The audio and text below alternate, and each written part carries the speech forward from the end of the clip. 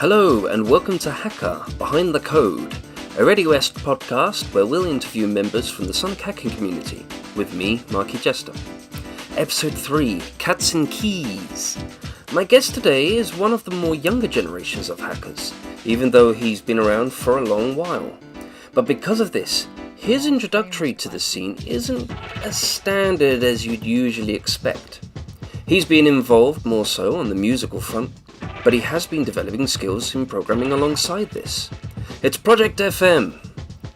We'll be talking synthesizers, hacking contests, cats, YouTube videos, cats, hacks, and did I mention cats? This interview is almost 3 hours long, so we'll be taking a few breaks and playing some music from a few other community members. Delta Wooloo has kindly provided us with an awesome Mega Drive remix of a Donkey Kong Country 2 song. It's an accurate rendition. Meanwhile, Kat Corinne comes back for another showcase of her Mr. Needle Mouse adventure, which, sadly, she has recently shelved. But she's gone on to assist others in their time of need. How awesome. We recorded this in late April, but I've been busy with real life stuff and haven't had the time to properly review it sooner, so I hope that'll explain the references to Easter. Anyway, sit back, relax, and let's get this thing rolling.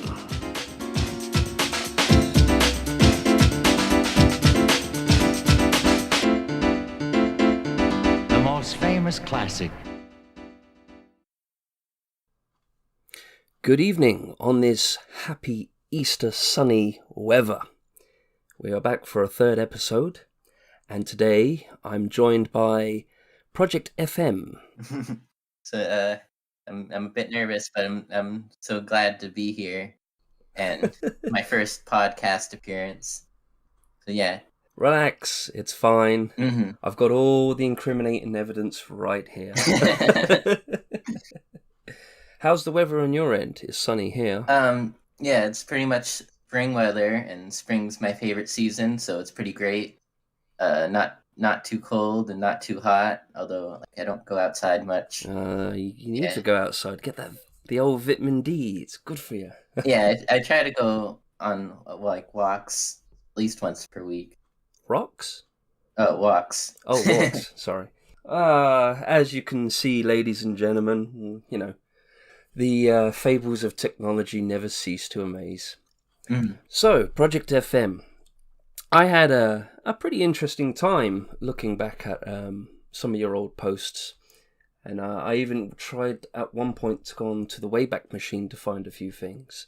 But let's start from the beginning, as we all do. The common question that I always have to ask, how did you get into the scene? But start from the very beginning. Did you become a fan of the franchise? Let's start.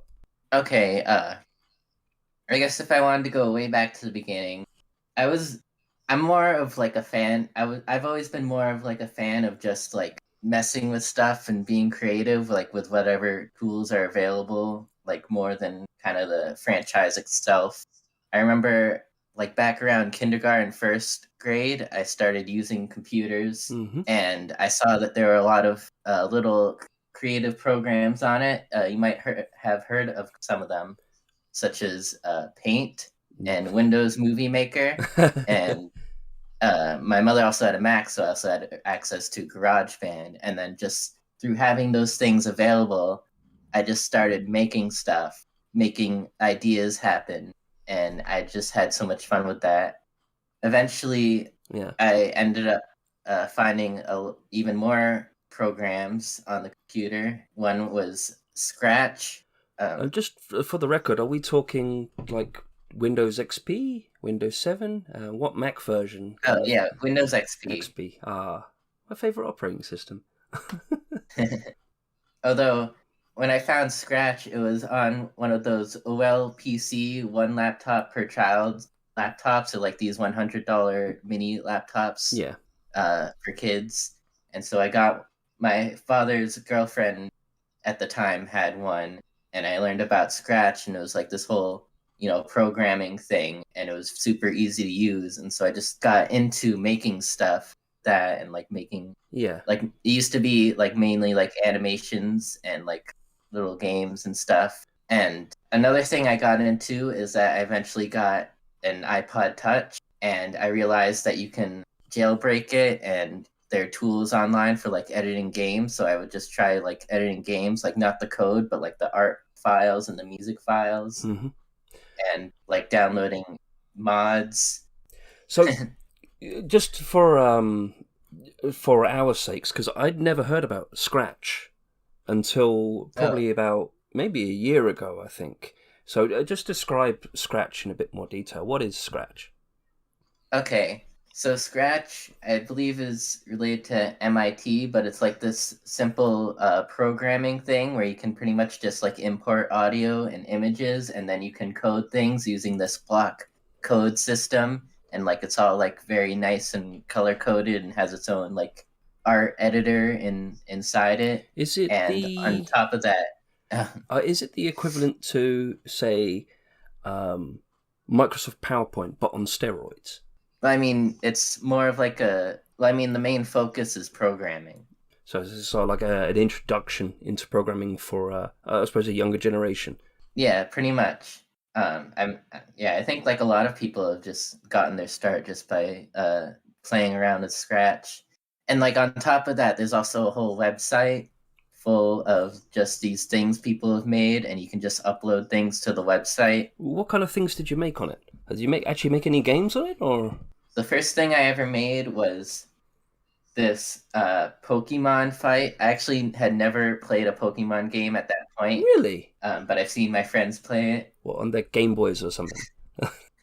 But I had like a Glameow Pokemon card, so I just pretty much made that card into a game.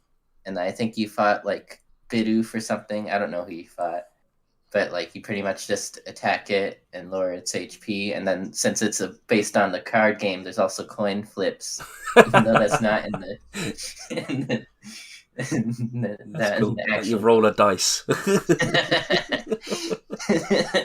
I don't think anyone I know in the UK ever actually played the game. It was just about collecting the cards.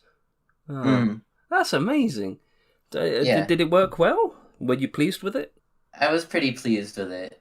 I think that's the only one I ever like uploaded online, but I can't for the life of me find it. Nah, I wish I could. There are also like the Scratch came with a ton of sample programs yeah, that were pretty cool, and so I would just like modify those ones to be more complex. Like there's a really simple version of Pac-Man that I worked on making yeah.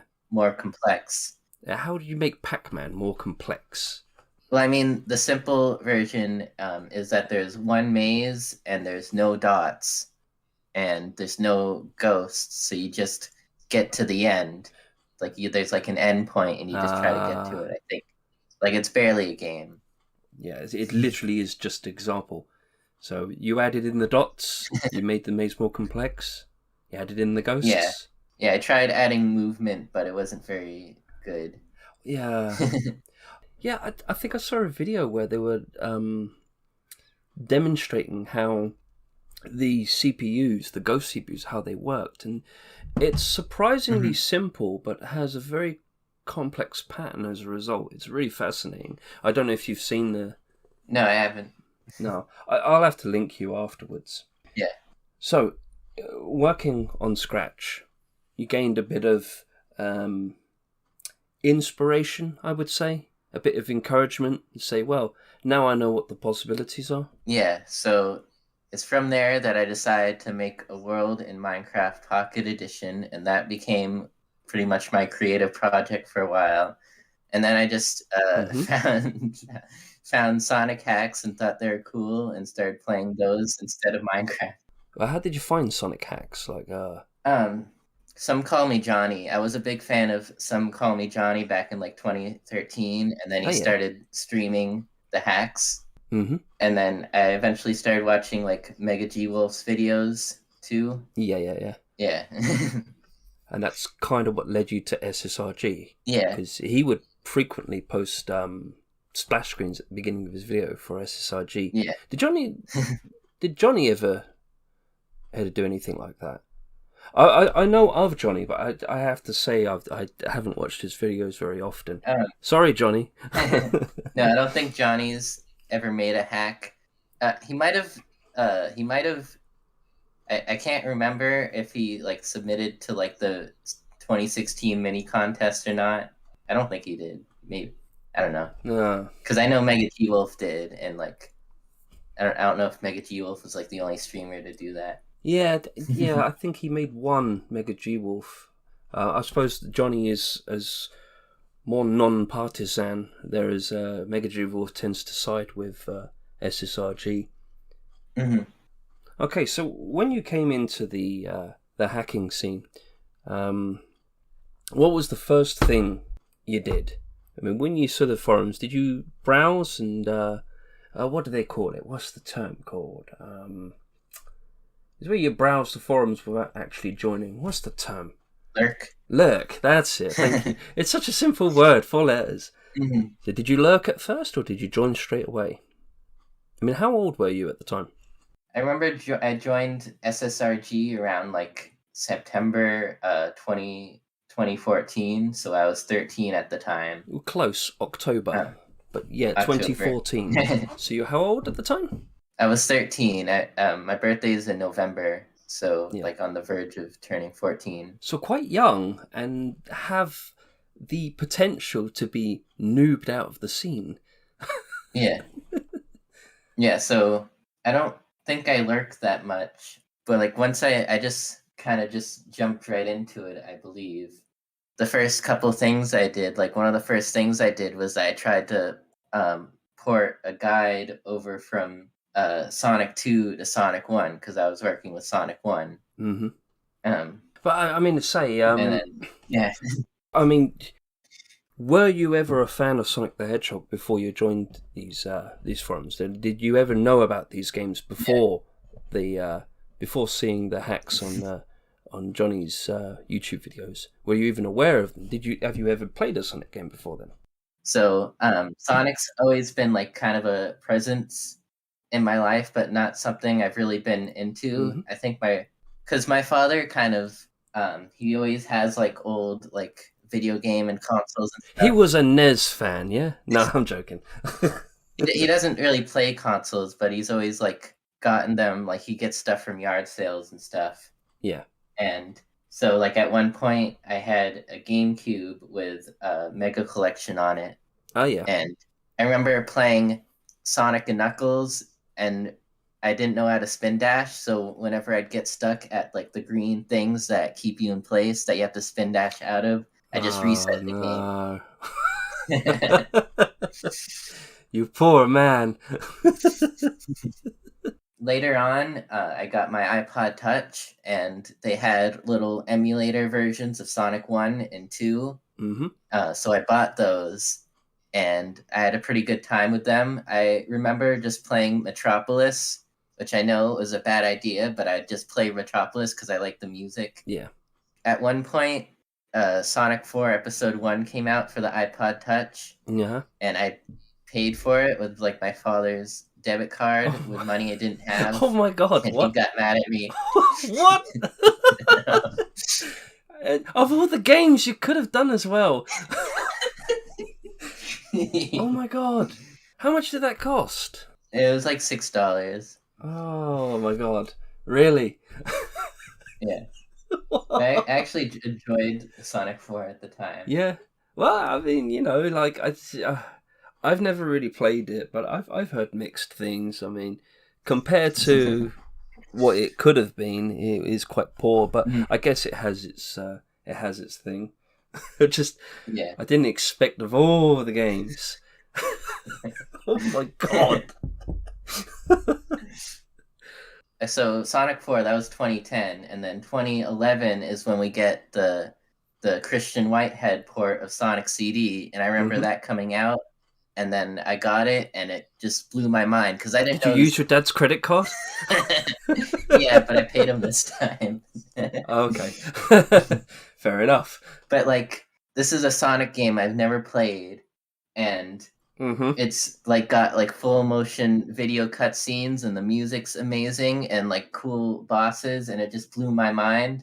I remember like pitching this to my friend and like saying like this is a really cool game that's like nothing like anything else you can find on mobile. And like he's like read Sonic CD and he's like, what is this, a CD? Is this like music? Yeah. Yeah. I suppose to a younger generation it is pretty confusing at first. Yeah. I mean, especially when all these games are getting re-released. Like these games are like 20 years old, man. But I think that's what got me into like pushing me. I think that's what pushed me into being a Sonic fan. And then so yeah, I just ended up like getting a tablet and then downloading ROMs and playing that on md.emu. And that's also the first time I played Sonic 3 and Knuckles, but like actually knowing what to do. And that blew my mind even more because that's like a perfect game. Well, yeah. Presumably you didn't know about the spin dash. I mean, how did you figure that one out? Did somebody actually point it out, or did you just mash buttons and suddenly... I have no idea. There's just that. It's just I don't know what happened. I just figured it out one day or something, or maybe I don't really know how much like of my consciousness has just been like influenced subliminally by Sonic between the times where I bought the games. Yeah. Or between the times where I first played the games and first knew of its existence and the time I bought the games and enjoyed them. I mean, you know, the spin dash in particular, I won't lie, when I was a kid, I knew nothing about the spin dash in Sonic 2 until one of my mum's friends happened to mention it and showed me. And the same thing with Sonic CD, I didn't know anything about the peel out until I accidentally saw the demo doing it. I'm like, what? So it's no surprise people don't figure these things out, but it's not like the barrel, so... Yeah, yeah, the barrel, I got stuck on that too. We all did. I remember my grandmother was off doing something in like a store, and so I was just waiting in the waiting room, and then I was playing Sonic 3 and I got to the barrel and I had no internet access, so I was just kind of stuck there. You had no internet access. Oh, come on. When I was a kid, I had no internet access and still got stuck. I think, yeah, I was one of the worst. Yeah, well, my first instinct would have been to, like, look it up. Yeah. That's a good plan. See, the younger generation are more smart than we give them credit for. Oh, the younger me would never have thought to look it up. So you mostly survived on mobile ports and the mobile scene with your dad's credit card. Yeah. But I digress. So yeah, I guess I could talk about some of the hacks that inspired me. So like the two big ones for me have always been Sonic 2 Advanced Edit from like 2008, like before it got redone and finished. That's not a bad one. And the other one is Metal Sonic Hyperdrive. And like to this day, those two hacks are still like two of my favorites, like because they feel like original games. Yeah. And like the music is like ported from other Genesis games, so that's part of what got me into like listening to music from other Genesis games and like really getting a passion for that style. Is this what got you into porting your own music? Yeah. Actually, porting my own music is actually the first thing besides level design, I think, that I actually really did in a Sonic hack. Because there was Niniko's XM3 SMP to MIDI to it's MIDI to XM to SMPS guide using XM2 or XM3 SMPS. It's a mouthful. Yeah. And so, like, I mean, I guess I must have lurked through the guides because I think, and I don't really know the timeline of events since it's like a small window of time between first joining SSRG and first like doing stuff around SSRG. But yeah, I must have like looked up a bunch of the tutorials. I mean, I think my first access to tutorials was like the Sonic Community Hacking Guide and those tutorials. Yeah, those are actually pretty good for a beginner.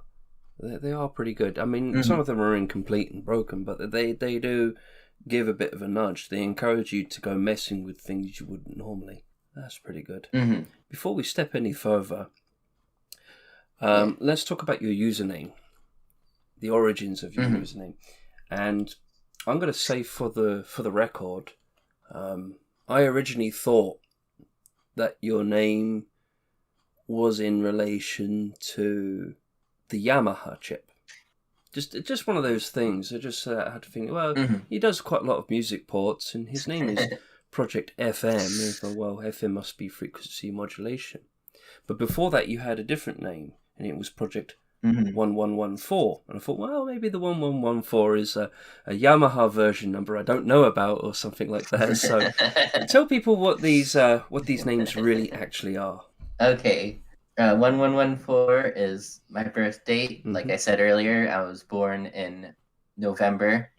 The same as Selby. He did exactly the same thing. 182. Yeah. And the FM? That's my initials. Your name being Felix Morrissey, yeah? Yeah. Well, what's the project for?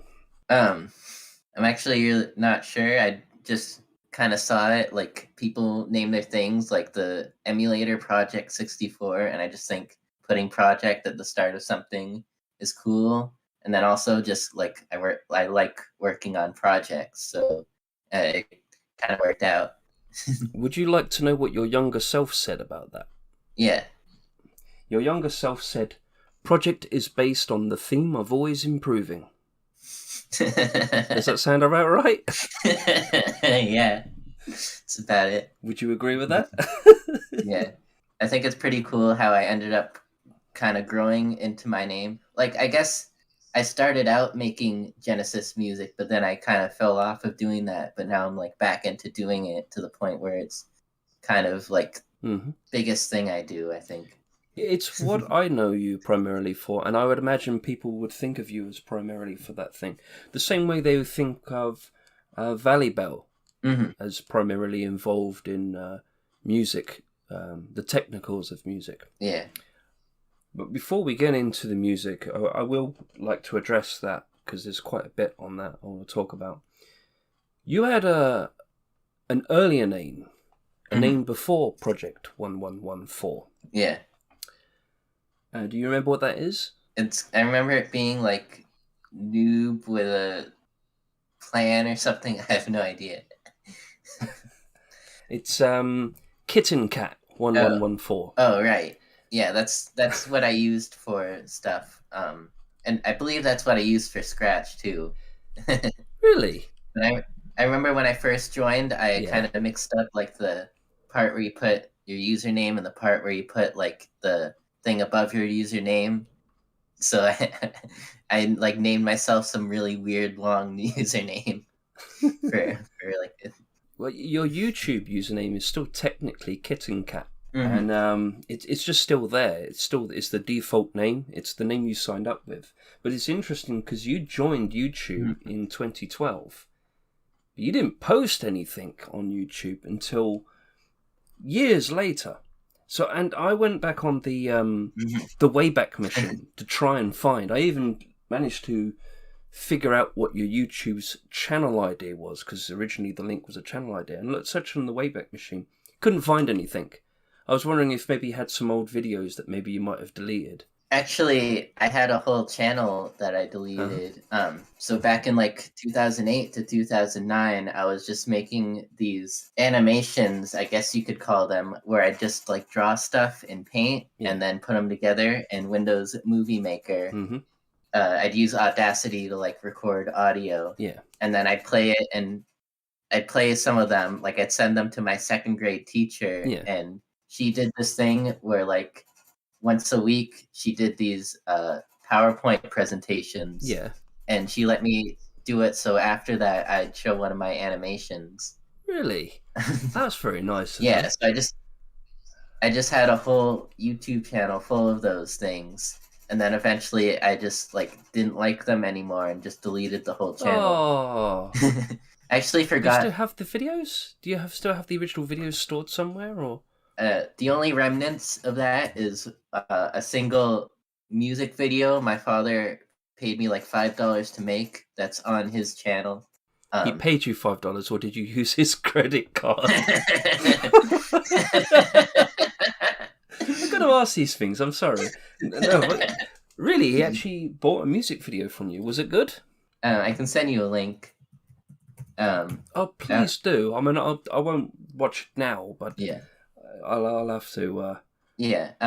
check it out. Maybe I'll put it in the description of the episode. Maybe. I mean, if you're okay with that. I don't think I'd be okay with that, just because like No.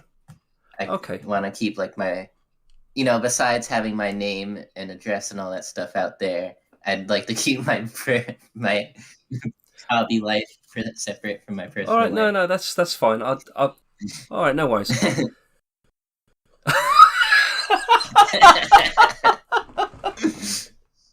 Okay, all right, I see. Fair enough. We'll leave it at that. Actually, there's like 3 segments of it, and like each one is done in a different program. How old were you when you did this? I can't play it right now, but the icon is really sort of... Oh, jeez. Oh, it's a shame I would use that for the thumbnail. No. But it's interesting you say that. I think it was Jim Carrey. His teacher allowed him, like, if he was good and he did all his work, at the end of the lesson, like the last 5 minutes or whatever, he'd be allowed to do a stand-up routine in school for the last 5 minutes. It's kind of like the same thing. You get to show your presentation at the end of school. Mm. Yeah. Oh. It is kind of a shame you deleted the channel, but... Yeah, I'm really yeah. regretting that. It's like nostalgia. But you had nothing on your current channel that you've deleted. I did try and look, and I couldn't find anything. Not that I know of. Like not before I. Mm-hmm. Oh, I did have stuff. Okay, before and when I was in 8th grade, Yeah. I made a couple of YouTube poops that are really bad, and I still have one of them saved. I still have my first one saved, but there's like 2 other ones that they got like, I mean, like all of them just got flagged for copyright pretty instantly. What happened to creative? What's it called? Creative Commons. You know. Well, to be fair, they weren't very creative. Fair. Okay, but fair use. That's it. Well, I guess I think I did a YouTube poop once myself. It wasn't great, but you got to do it once. You have to. Everyone has to. Oh well. It's a shame you didn't keep them on. That would have been interesting. Okay. Yeah. So, your name being Felix, and you setting up a channel called Kit and Cat, and there's a few things that suggested you might like cats quite a bit. Would that be right? Would I be assuming that right? When I was in elementary school, I used to make my whole personality that I just like cats, and that's that's who I am. But it's like you said that you prefer them to dogs. Yeah. And I remember going through a thread which was about things you don't like. And one of the things you said you like is when cats don't want to sit with you and you can't find them. And cat pee on your stuff. Oh, yeah. So there's kind of like a trade-off, a two-edged sword. Like, as much as you like cats, there's a few negatives about them. I don't know. But they're still like my favorite animal. I have a cat on my lap like this whole time. Well, she's not on my lap anymore because she just went to eat, but she'll probably be back. Is that Beatrix or Finster? No, that's Nicole. I've had Nicole. Yeah, I've had Nicole since she was born in she was born in 2009, and like she's still my cat. The other cats are kind of like family cats. This one's the only one that's mine. What type of cat? She's like a colour fur. She's pretty much like a standard looking tabby with a white... lion. She's kind of like a muted brown and like with black stripes. That's kind of like a zebra. A zebra or tiger. You and your family have quite a lot of animals. Is that right? Because I've heard you talking about a gecko. You've talked about lizards, rabbits, a pig, a snake, several chickens. Do one of your parents live on a farm or in a very remote location? Yeah, so my parents are divorced, and both my parents like having a lot of pets. So my mother, she moved into an area, like she moved into a house that has a barn and has like a pretty big yard. So Yeah. the barn has since been removed, but like it had one, and so she just had like turkeys and chickens and stuff. She didn't go as far as having like horses or sheep or anything, but like we do have a pet pig named Charlie, and we do have a huge snake. And then in these past couple of years, my mother started just collecting aquariums. So her house is now full of aquariums with cool fish in them, like including piranhas and like some Really? like a big catfish. Yeah. Do they behave like in the cartoons? You know, where you put like a chicken leg in and then you pull it out and it's just a bone in a few seconds, or are they a bit more docile than No, that? they're pretty docile. Like they like you're probably not in danger if you go Okay, if so even if you'd probably be safe to stick your finger in for a split second. yeah. Not that you would advise it, of course. But what possessed her to get piranhas though? Why piranhas? Why not something like I mean, goldfish or something? well, she has had goldfish, but like I don't know. I guess they're just well, they're cool looking fish. Yeah, yeah. Okay, I agree with you. Yeah, yeah. Okay, I can see it now.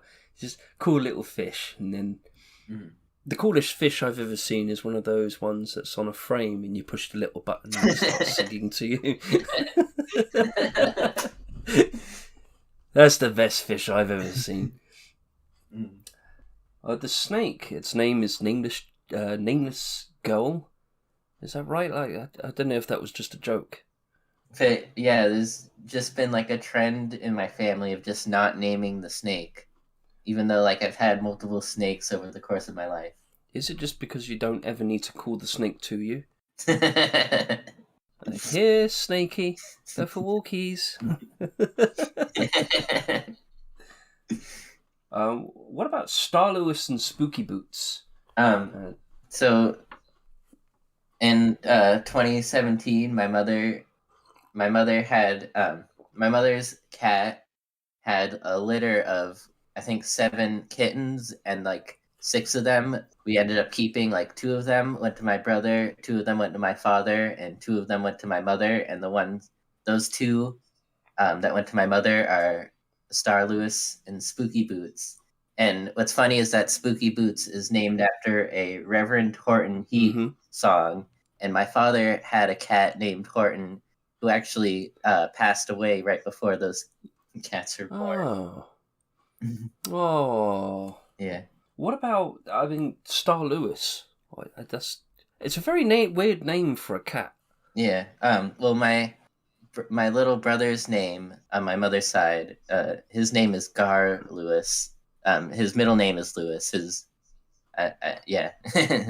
But we call him Gar Lewis sometimes. So the cat is Star Lewis. What about your leopard gecko? Tell us about it. Okay, at my apartment, I have a leopard gecko who's the leopard gecko's name is Spotty. It's because it got spots, or really much to say about it. Yeah.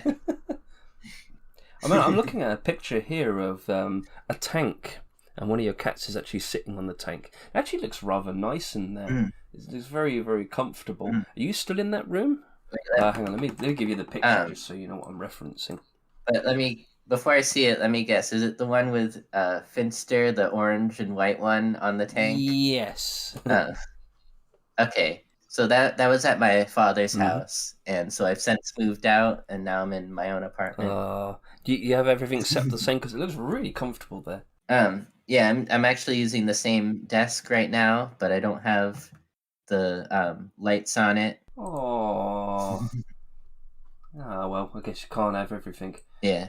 You also have a bearded dragon. Yeah. What's a bearded dragon?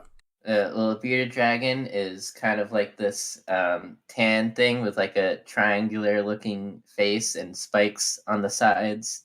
So yeah, I've the one I have is named Flozy, and he's pretty cool. Floozy. Flozy, like float, Oh, Flozy. Oh, okay. float, but Uh, see, my little brother Oliver named them because why did he choose Flozy? Like, where did he get that name from? I don't know. He just chose like random sounds, but they ended up being pretty good. Your regular name generator. Mhm. Okay, so you're quite the animal lover. Yeah. But I mean, going back to my original question, is this the reason why you might be named Felix? Did they name you after Oh, a cat, or well, do you know? the story goes that they saw a Felix the Cat clock somewhere. Oh I yeah. think it was in like a coffee shop or something, and that's where they got the idea. Is that the reason why you think you might like cats? Do you think that maybe because of your name, or Well, I mean, liking cats pretty much runs in the family. no? Okay, fair enough. I just thought I'd ask, because it all seems to be connected. It's like a web. Mhm. Going back to the scene, so you've joined SSRG, and the first few posts, they're mostly about questions on how to do a few things. But overall, I think you contributed quite well. You've been quite friendly to a few people, helped them out. You've Mhm. asked, you didn't come across as newbie as perhaps someone else of Yeah, the same age would have been. So, yeah. congratulations, I man. think I Well done. was. I think I was more restrained than most newbies. You were, Um, yes. like Yeah, like Sonic 1 Ultimate, which we'll get to. I didn't release that until after I'd canceled it and realized that it was just like a pile of crap. You realised you caught on And then quickly. yeah, and then like also like with like choices I made in terms of music, like I want the music to be like somewhat obscure, so like it's not as well known, even though the songs I ended up choosing were pretty well known. Like the hmm intention was there to like put some thought into it. But the thing is, I mean, I was following the progress of this project, and you got to a situation where there was a heavy amount of lag on Labyrinth Zone. Yeah. It was just like heavy amounts of lag for someone. Did you ever figure out what that lag was in the end? I've never gone back to that hack and for like long enough to like try to figure it out. Maybe you should, just to sort of figure out what it was. Mm, I mean, you've got the knowledge now. yeah. Maybe you should. You should go back and have a look and find out what it was. Well, I've Because I have since a feeling that lag. I was gonna say I've since lost the disassembly. Oh, okay. I was gonna. Well, I mean, I have a feeling that that lag was probably what caused you to rage quit it. No, that's not Because it it's at all. roughly about. No, really. No, I didn't. Is it really just that you saw it as a newbie rubbish thing and thought, screw this? Or Yeah, I just wasn't happy in the direction I was going with it, and like I felt inspired to do Sonic Next Genesis, so I just wanted to like just jump to that, and yeah. but I mean, this project allegedly, as far as I can tell, Sonic One Ultimate lasted 2 or 3 months. hmm Is that right? Yeah. That's pretty darn decent. I mean, to realize it's a piece of rubbish and to sort it out that quickly, I'm rather impressed. hmm A lot of other people just drag it on and on and on, and then they get depressed, and then they hmm sort of they rage quit it, and they get bit. So I'm quite surprised. hmm You should feel very proud of yourself. Thanks. We're going to take a bit of a break now. Okay. This is Donkey Kong Country 2, Sticky Bush Symphony, Yamaha 2612 remix by Delta Wooloo.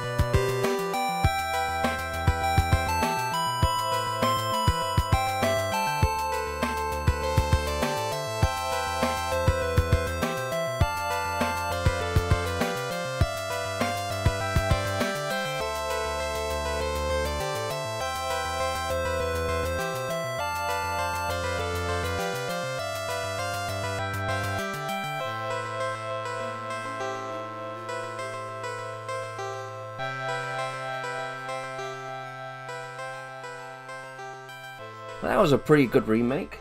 Mhm. That was Donkey Kong Country 2, Sticker Bush Symphony.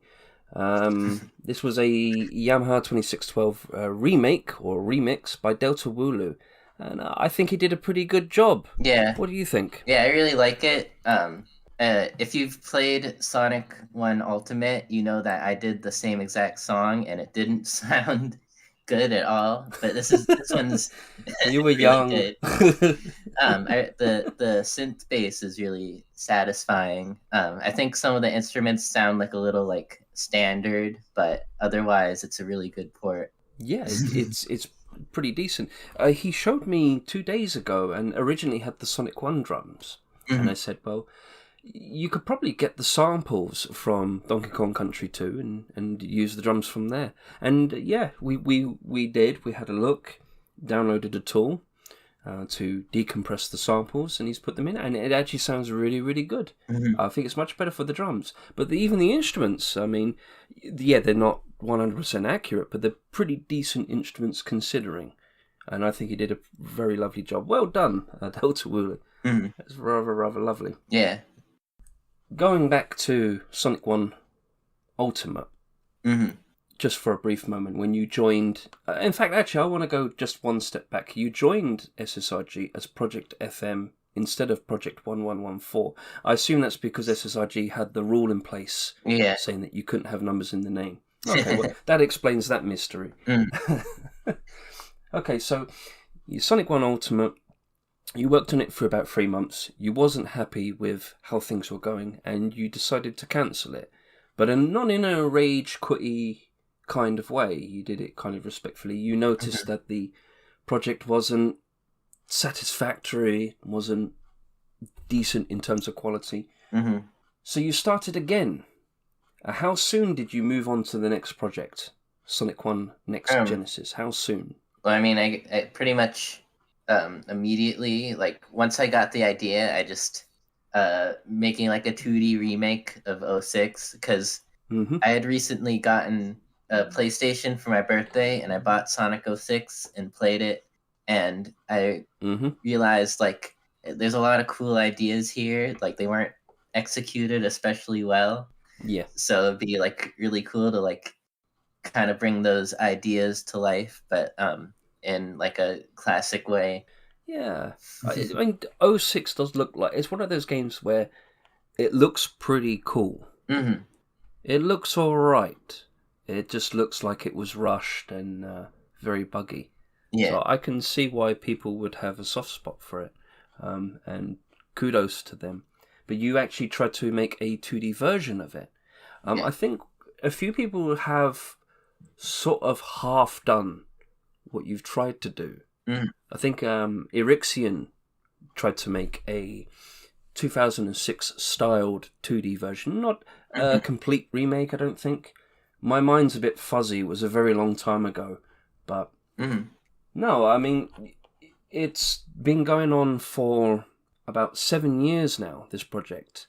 But I think you took a break for a short while, which we'll get to in a moment. Yeah. There seems to be some Sonic Adventure influence in there too. Would I be wrong? Well, yeah. Well, Sonic 06, at least in Wave Ocean, kind of feels like a remake or kind of like a reboot of Adventure. So I actually, like, wasn't really skilled in, like, making things exactly, so I just kind of let my imagination run wild, and it ended up, like, being very different from what the idea, like, what the ideal, like, remake of 06 would be. But, like, I just had fun. It was a good thing to use as a basis. Yeah. I felt like if I didn't have any ideas, I could just copy something from 06. Yeah, a good starting template. Yeah. You started off by porting a few levels to the project. I'm assuming this was built on Sonic 1. Yes. You ported Marble Garden Zone, Emerald Hill Zone. You also ported some Sonic City elements like the Spring Object and the Chemical Plant Zone booster and a few things. Porting objects, did you do those on your own? How long did they take you? Yeah, I pretty much did them on my own. I don't remember how long they took me. And, like, I might be fabricating, like, a memory or something, but I remember Ralakemus, who I think now goes by Devin. Mm-hmm. He okay, I might be totally wrong about this, but I think he like showed something like related to like porting an object from Sonic CD, and then like I DM'd him about that, and he That's possible. sent me like code or something. That's sounds about right. It was either him or Tristan Safer. It's one of the two. But your memory will probably be better than mine. But I'm to understand you sort of learning more about porting because you did a lot of music porting. Yeah. A lot of the stuff you was doing was porting at first, and as you progressed, you sort of steered away from porting and started doing more original content. Would I say, or more of a remake? Yeah. Your first release, which was actually released, I think, was for the 2015 hacking contest, which unfortunately you won no trophies for. It's a bit of a bummer, but yeah, someone stole them all. oh yeah, sorry, I forgot. I didn't think it was my fault. I would have gotten. I was so close to getting that trophy too. Yeah, I'm sorry. You received quite a bit of criticism on glitches, particularly for the jump dash breaking, the mechanic breaking. How did you feel about that? People constantly bringing up the criticism, and even then you mentioned, yes, I've acknowledged it's broken. People kept bringing it up. Was that annoying? I don't really remember much about getting criticism for that, so I'm not sure. The only thing I really remember is that like Some Call Me Johnny played my hack right after he played Crazy Sonic, so all the discussion was about Crazy Sonic. Oh, the bus, yeah. And that kind of like ticked me off, like because Johnny was like the only streamer I watched during that contest. He's like the only person whose opinion I cared about. So yeah, I mean, especially when it's the person who sort of led you into the scene and everything. Yeah, that was annoying. It just kept going on and on and on about the bus. Like, gee, give it a rest. God, yeah, I remember that.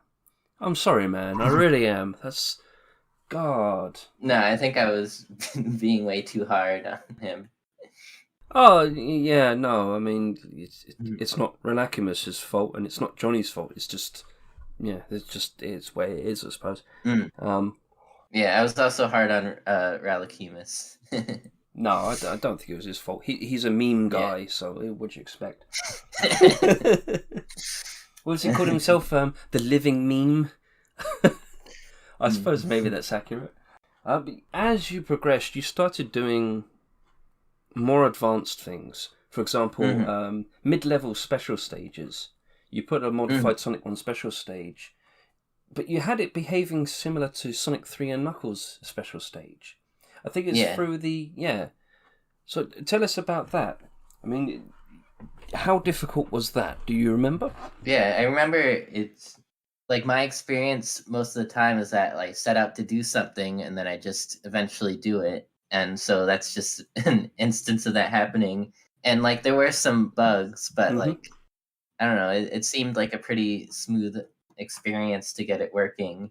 And like one of the biggest things was Aurora Fields kind of like helping me implement the dynamic pattern load cues so that I could port over the elemental shields, and like realizing how to use that really helped me like feel like I could do anything, because now I could just have like anything appear in the level if it's like a one-time thing.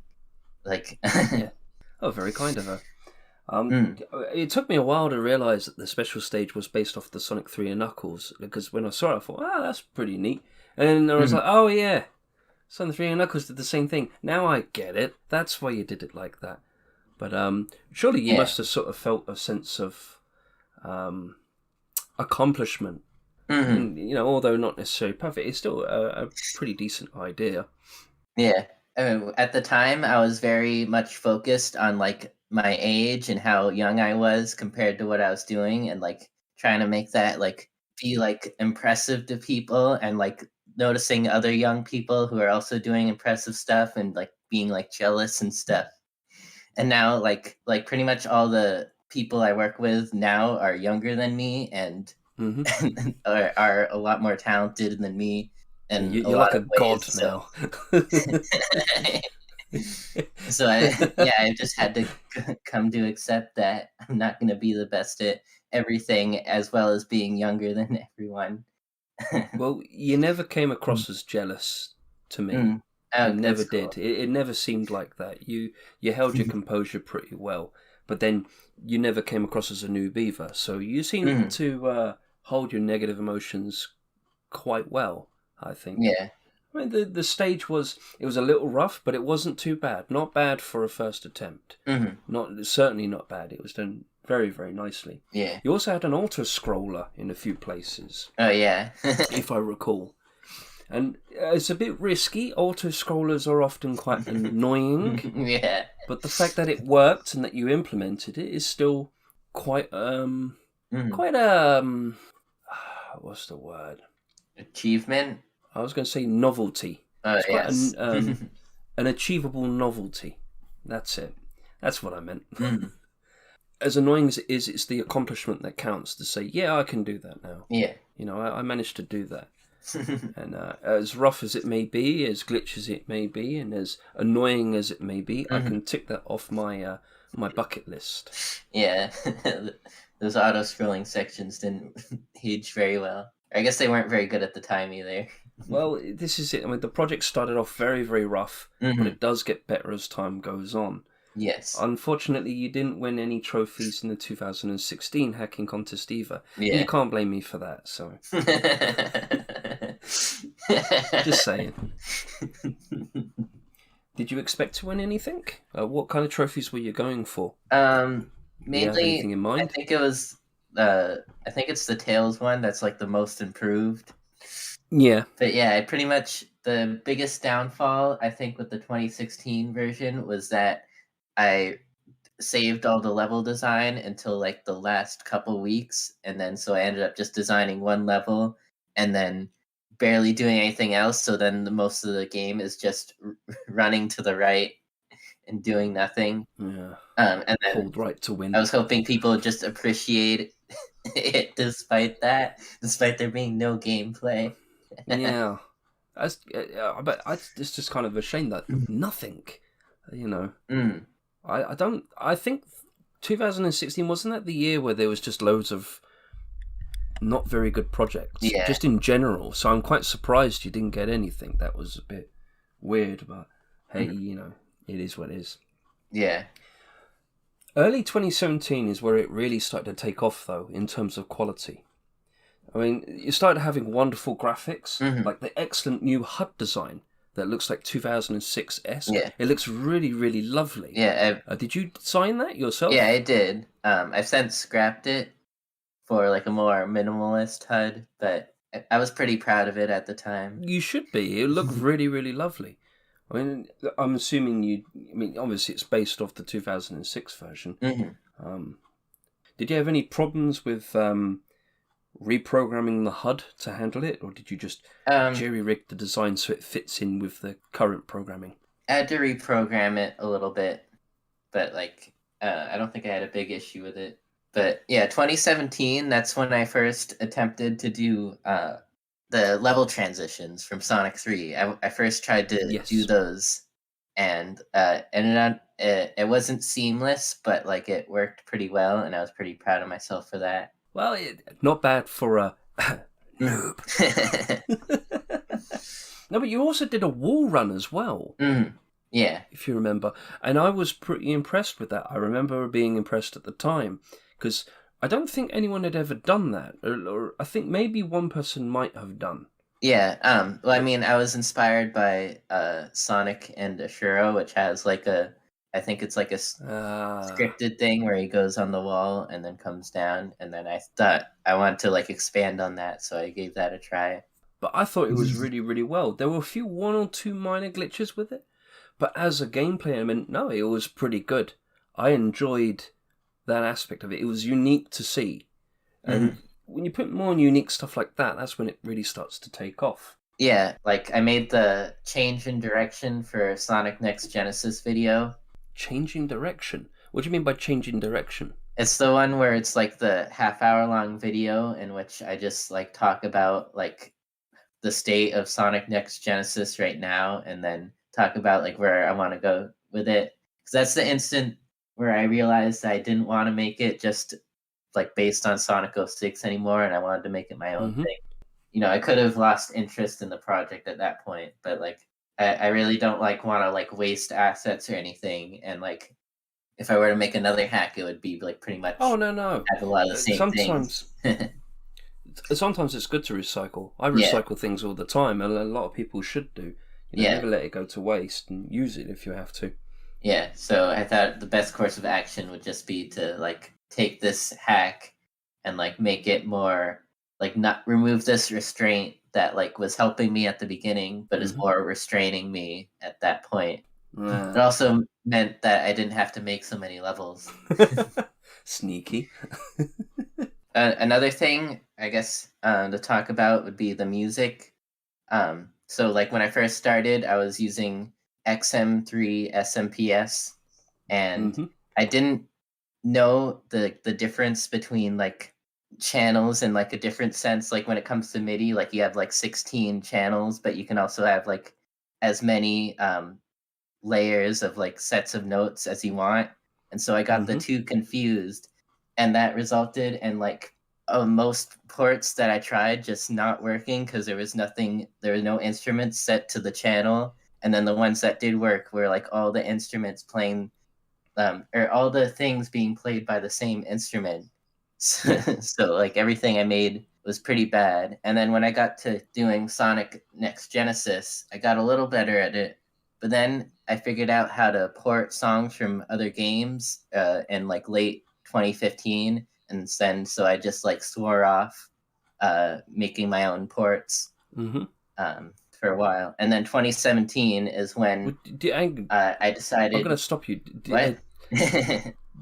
How did you do these ports? The direct ports from other Genesis games. Yeah, Um, because you so, released two music test ROMs, one in mhm. 2015 and one in 2016, and the ones in 2016 are significantly improved over the 2015 versions. It's a lot easier now, but at the time, I just figured out how to use SMPS to ASM and like some of the other music tools available Yeah. to like adjust stuff and like work around the differences and how each version of the SMPS sound driver works, and just like self teaching myself that because there's like a lot of complexity to it. And like since then, tools have gotten a lot better, and like Aurora's SMPS to ASM Mm-hmm. is like a lot easier to port stuff because it actually supports other sound drivers Mm-hmm. or other SMPS versions than just what's in the Sonic games. Yeah.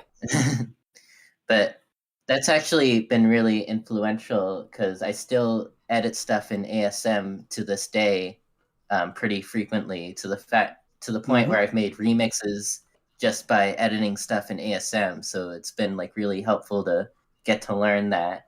Yeah. Assembly is much easier to deal with than with a hex editor. Yeah. Because, you can handle like calls and branch flags much more easily, and then loop flag. Hmm. So, you've gone from using a variety of different tools. For example, Valley Bell's SMPS rips, Flame Wing's SMPS to ASM Hmm. converter, and you've used all these sort of various tools to convert the binary versions Hmm. to then working on assembly versions. The quality and the improvement, it does show, Hmm. because there's a strong difference between the 2015 release and the 2016 release of those music ROMs. Yeah. I don't know if you remember releasing them. Yeah, I remember releasing them. At the time, I made it like my number one priority to just make sure that no songs that I'm using are used in other hacks. Since then, I've become a lot more lenient on that because I think the music matters a bit more than like trying to make those songs like attached to my hack and not like Yeah. not for people to think of it as a song from the other hack. But you also had a few problems with that, where you would port a song that you thought wasn't in another hack, and then later someone pointed out, hey, it's from another hack. Mhm. And you're like, shucks. Yeah. Now I gotta remove it. But I guess doing that like has kind of inspired me to like dig deep into like every single game that uses that sound driver to find the good stuff, which I think has been pretty beneficial for helping me find good stuff. A bit of originality is always better, and if you can get away with doing something no one else has done, or using a particular trick that no one else has used, and if it's not very recognizable, people are gonna, I guess, appreciate it more. Yeah. You can't tell you the amount of times that I've seen or heard projects that do almost the exact same thing that Megamix does, and it's like, wow, can't really take it seriously, can you? Yeah. I want to come back to Sonic Next Genesis in a moment. I want to talk about the SMPS contest on SSRG.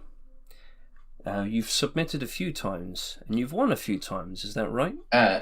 I won once in which I was the only entry, and then I got in like the first time I submitted it was actually really surprising to me because I think I would have won if I actually knew how to vote correctly, but I didn't, so I only voted for one entry and only got the points for voting for one entry when I could have voted for three.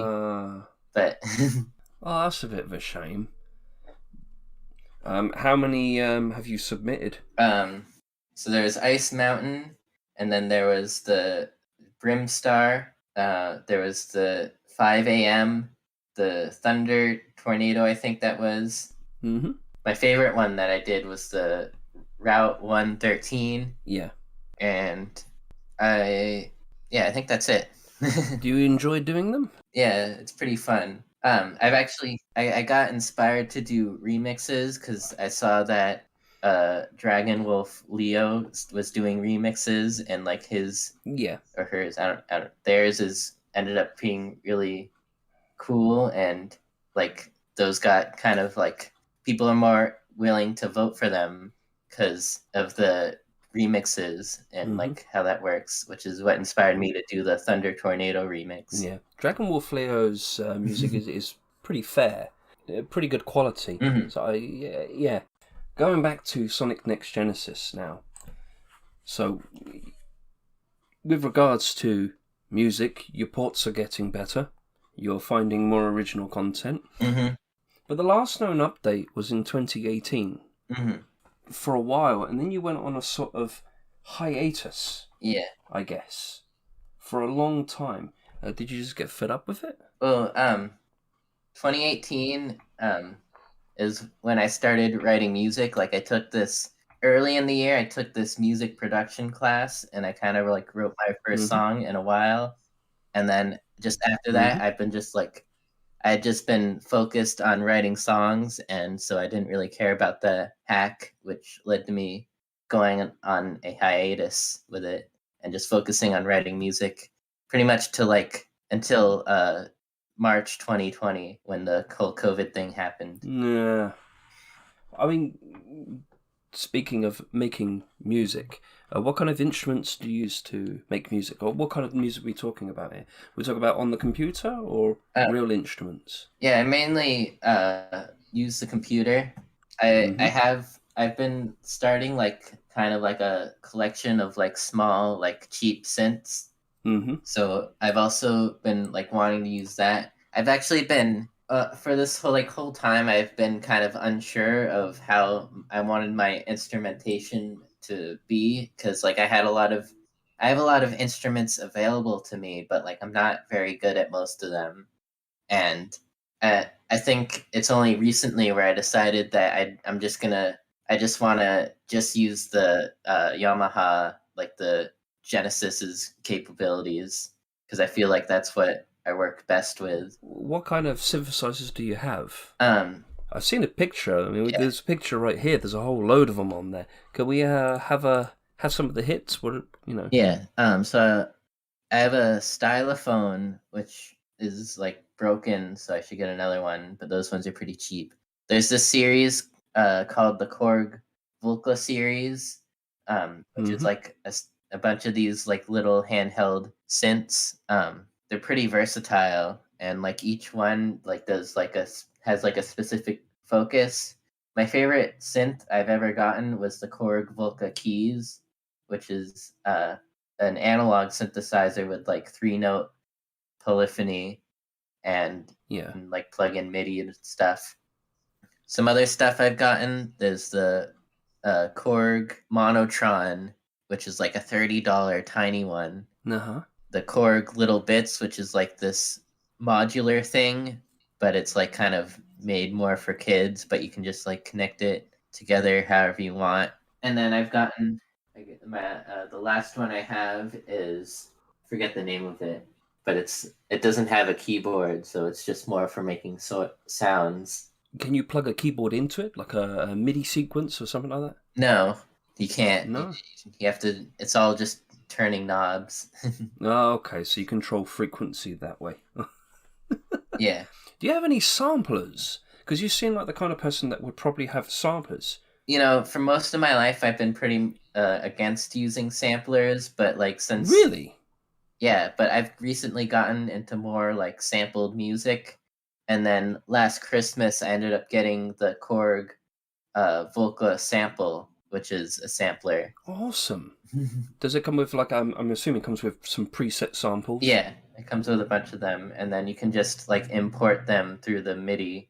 Or actually, no, there's not MIDI. It's through USB. Yeah, let's confuse USB with MIDI. Can you import your own samples into the device? Yes. Awesome.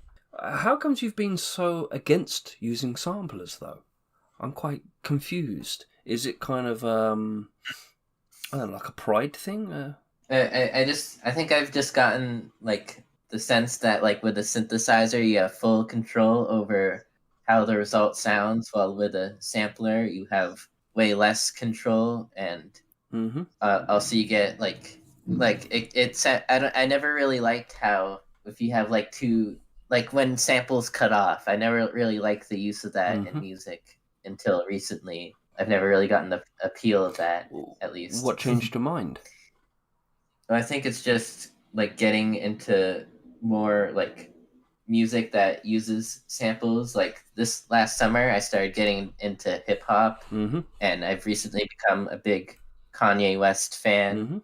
And then also, I've become a huge fan of the Avalanches. Oh, the Avalanches! I love the Avalanches. Since I left you, oh, they Yeah. really, really use samples to the max. Yeah, like that's the kind of album you listen to, and then you realize like everything clicks on why people use samples and how much can be done with them. Okay, I get it now. Yeah, that's enough to sway anyone. If anybody is interested, seriously, search up the Avalanches. I think they're an Australian group. Yeah. Yeah, but they do a lot of sampled work. You probably heard the music before. Anyone who's listening, it's worth checking out. But so you've been persuaded to go for samples by Kanye West and the Avalanches. Yeah. Yeah. So, I mean, realistically speaking, that would mean that before you would have preferred making music on the Mega Drive, Genesis, rather than the SNES. Because if you think about it, the SNES is pretty much a sampler, more or less. Yeah, it might have been part of that like Genesis versus SNES mindset that like leads one to like deciding Genesis does. the synthesizers are better than samplers. Yeah, I actually listened to Donkey Kong Country 2's soundtrack for the first time the other day, and it just sounds stunning. Earthbound's does too. Like, it's a bit of a coincidence with Delta Wulu and his remix. Was he the one who led you onto it, or was it the other way around? It was. I don't think it was really related because a couple weeks back I listened to the first Donkey Kong Country soundtrack, so I was just going in order. Okay. It's just dumb coincidence. Yeah. Everybody loves those. Now, synthesizers and samplers, as of recent, aren't the only instruments you have operated. You actually play real-life instruments, such as the violin. Is that right? And I think you played the trombone in a jazz band in school. I was actually in band in school since the 5th grade and all throughout middle school and high school. So, I just played trombone that whole time. But the thing is, with instruments and me, is that I rarely ever practice outside of like class or when I need to. So I've just never really got like as good as I could be. With violin too, like violin, I started violin in 9th grade and just went through orchestra all throughout high school, and I'm still like very bad at the violin. And then I just kind of gave up on it because I just got really into writing music. And then I also found that like pianos and keyboards, those are kind of the ideal way to make music because you get polyphony, and it's just like really easy to put your hands on keys. So that's kind of been like my main way of practicing. And you won't be out of breath. Yeah. Also, I never really liked how trombones sound. Well, why did you learn how to play it? That's why I don't understand. If like what encouraged you to go and learn to play these instruments? Well, like I really wanted to play an instrument, and I ended up going with the trombone because I had a friend who had a valve trombone, so we would have been like playing together, like jazz buddies. Like all together. Like even if I never play the trombone again, I still have gained a lot of musical experience just by like being in band and getting involved. And I feel like I wouldn't have like been nearly as good as at writing music if I hadn't been doing that the whole time. Is there an instrument that you wanted to play that you haven't been able to? Yeah. Well, first of all, like even if I practice on like piano and stuff all the time, I've never taken formal lessons and never really gotten any good at it. But also the guitar, just because the guitar is a pretty versatile instrument, and I've just like never really gotten used to it and never really been inspired to practice much. What kind of styles have you practiced on the guitar? Have you ever tried doing bass or? Yeah, like I have a guitar and I have a bass, and like I ended up using bass in like a song last year, but like I've just like tried doing chords, but like I've never really gotten good at it. Are your family music orientated? Yeah, my father's been in several bands and writes a bunch of music of his own. I'm actually not really much of a fan of it. Yeah, well, but like I appreciate. Sometimes you have to, especially if you borrow his credit card. You kind of have to kick the bucket, man. But yeah, like he's allowed me access to like all the instruments. Like when I was growing up, he had a big bedroom with like an area that was just a ton of instruments, and he actually helped me like record some like improvisations that I would do. You do them for do them for the animation in Windows Movie Maker? And I didn't do it for the animation, but I did end up like making a CD. Yeah. And then I went to like this local place called Strange Maine, which is like a record store, and I was able to strike up a deal where I gave them 2 CDs, and then if they sell the CDs, then I get the money from them, and they're like $6 each. Did they ever sell like them? I ended up getting They did, really? I think so. Did you give those $6 back to your father? Sorry, I know I keep bringing it up. I just can't get over it. Sonic 4 of all games. No, they actually took it on board and actually tried to sell it, and they actually successfully sold it. Yeah. So someone has your demo disc out there somewhere. Yeah. One day you're going to come across some music, some sample music, sample-based music, and it's going to be sampling your demo CD. It could happen, couldn't it? Yeah, like Yeah, because like people like the Avalanches, they just go to stores and find obscure stuff that like no one's Yeah. heard of. Or like Leland Kirby, sort of an empty bliss beyond this world. Yeah. You'll end up becoming, your music will end up in one of those lo-fi hip-hop or, what's it called? What's the name? Vaporwave. Vaporwave, that's it.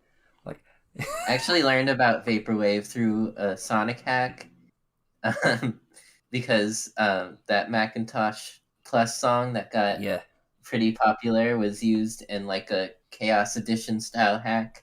Mm-hmm. Forgot who made it. I think... And then, so I think Relacimus might have no, used it it wasn't once. Relacamus. But yeah, ended up liking the song and searched it up, and then that's how I got exposed to Vaporwave. I think Vaporwave is one of those half an acquired taste, but half chill out. You can stick it in the background. Mm-hmm. A bit like lo-fi, it's the same sort of thing. Yeah. So that's how you got into music, basically. Is that how you took an interest? Is because your father had a lot of instruments and actually makes music. I suppose it's one of those things that you probably have the talent there somewhere, just haven't had the chance to expose it. Who knows? When you had a bit of a break from Sonic Next Genesis, you mentioned that you found other hobbies that were keeping your interest and allowing you to create more rewarding results. What kind of hobbies are you also interested in? Well, it was mainly just music. Like, it was mainly just writing music. Like, I think that's what I was just focusing on whenever, focusing on anything other than schoolwork. Because, like, my band teacher let me write a song for the band. And I was taking, this was during my senior year of high school. I was taking a college level music theory course, and that, like, gave me the chance to start writing music and like understanding music better. Mm-hmm. And then eventually I ended up writing a song for a music composition contest. And like, though I didn't win, I did get feedback that it was really good. Oh, so they did actually appreciate it then. Yeah. Do you consider yourself more of a composer? Yeah, pretty much. So I've always wanted to do music myself, but my parents would never allow it. They would never wanted to pay for me to learn to play the piano. It was quite expensive, admittedly, but hey, it is what it is. Yeah. You got back into the project later on, though. You started working on it again, Sonic Next Genesis. And yeah, the title screen looked absolutely amazing. You used shadow and highlighting there. Mm-hmm. You were getting into more hardware stuff. How did you come across the whole shadow and highlighting? I actually don't remember. Like, I remember like asking about it on the forums, but I don't remember like how I first found out about it. Although, like, there was a period around that time where I just started researching as much Genesis stuff as I could and like reading blogs about developing Genesis games. Yeah. And stuff like that. Because, I mean, the title screen, it does look pretty ace. It looks very, very nice. It was a good use of shadow and highlighting. I'd never have considered using it in that particular way. Not for a menu in that style. Admittedly, some of the options were slightly difficult to see because of the transparency. But overall, I thought from a stylistic perspective, it was very amazing and a good way to return to the project. Are you still working on this project today? Mm-hmm. I've been working on it like about as much as I did when I was writing music, and that like I like spend like a couple days like going back to it or something. Like recently, I started messing around with horizontal interrupt stuff and like doing effects with that, and like I did that in around January, and that's pretty much all the work I've done it in the span of like a year or more. Well, speaking of H-blank effects, you've also done some experimental ROMs with scaling and rotation, and I do know that probably about a couple of weeks ago, you gave me a ROM with experimental rotation and scaling in a small area, but I actually found a much older ROM where you were experimenting with just scaling, but on the whole screen. And even though it's slow to render, it renders pretty darn well. In fact, let me give you the link to it. You did actually post this, but I don't know if you remember much about it. No, I remember working on that, and like I got it to scale horizontally, and then I wanted it to scale vertically, and then I kind of messed things up, and I kind of gave up, and then like 4 years later or something, I just decided to redo it and got a lot further, and then kind of gave up again. No, well, it was a good effort. I mean, it scales pretty well on the horizontal. The vertical is a bit meh, but hey, what can you do? It's a great starting point. But later on, you even managed to generate a ROM that did proper scaling. Well, as proper as you can probably get, but proper by actual software. I don't think you used any lookup tables or any shortcuts or anything. This was proper, pure software. No. And even though it's slow, it works. Yeah. I mean, presumably you had to, for rotation's sake, you had to look up on matrix transformation. I mean, did you do a lot of research into this? Or did you just sort of I researched... bash it with a rock until it worked? Like, I researched the method in which you just, like, the 3 shear method of rotation and just tried to implement that. Like, in hindsight, that wasn't the best way to go about it, I don't think, because it involves a lot of math. But, like, at the time, I was just, like, really wanted to see if I could pull off rotation, because that feels like kind of an impossible thing to do. So I'm really proud of myself. You should be very proud of yourself. I've been able to do that. It is very, very nicely done. It does the rotation and the scaling at the same time as well. So there's quite a lot of flexibility in there. And obviously, it is going to be slow, but it's pure software. Have you considered building on top of this and actually using it in a project in some way? I've always thought, like, the end goal would be, like, if I could, like, get it to work, like, even if it's, like, a one-tile thing, but, like, work in a project, then I'd try that, but I don't think I've ever really gotten far enough. And, like, I don't think I've really reached a point in any of, like, the projects I'm working on right now where I feel like it's kind of necessary or, like, would benefit the project. But, you know... Well, that's fair play. I mean, you know, it's one thing to do it because it's neat and another thing to do it because it has purpose. But going on to HBlank, have you done any more tricks involving... What sort of tricks have you done involving HBlank? I'm assuming it's mostly with the vertical scrolling, primarily. Have you tried anything else? I've tried, like, swapping colors, and the most recent work I did in Next Genesis, like, originally I had it so for the second level, the background is, like, just, like, clouds at the top, then mountains, and then water, and then the water...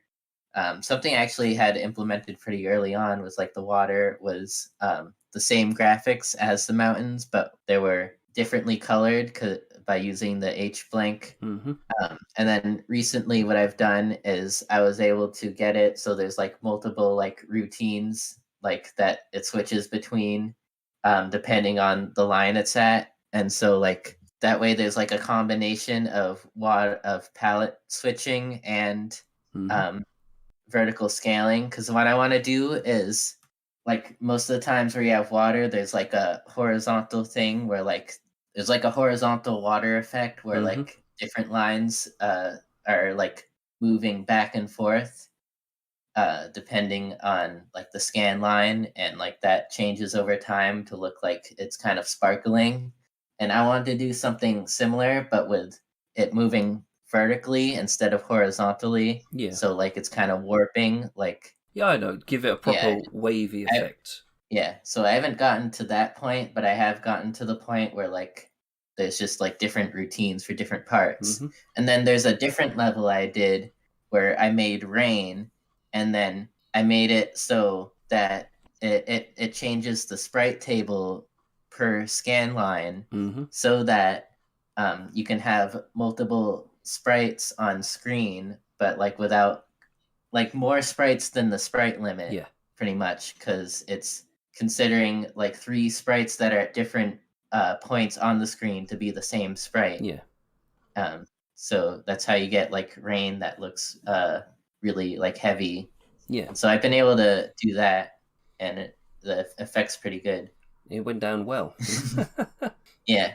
How did you swap out the table? I assume transfers? I mean, I pretty much just like wrote to the table. Yeah. So transfers. That's the ideal way to do Yeah. it. I mean, there is another idea. You could swap the name table itself, the address of the name table, and have multiple tables in VRAM. This won't update the pattern index or the X position, but it will allow you to update the Y position and the shape. Mm-hmm. I believe it's the Y position. I might have it the other way around. Half of the sprite table is stored in a cache. I forget which half. But it might be a reasonable option. Might save you on a bit of lag. But no, it's great that you're experimenting with these things. The more you experiment, the better. The more you'll come up with some really cool and neat tricks and neat ideas. And the water waving effect sounds like a really, really cool idea. Yeah. I'm kind of flexible enough in that, like, if there's too many things going on to the point where it slows down, I'm able to like adjust one thing to like do less slow down and like sacrifice a little bit of it just so it's more playable but still looks good. Let's talk about the Sega logo sample. Oh yeah. And you know which one I'm talking about. Yeah. This one. And you okay for me to play it? Yeah.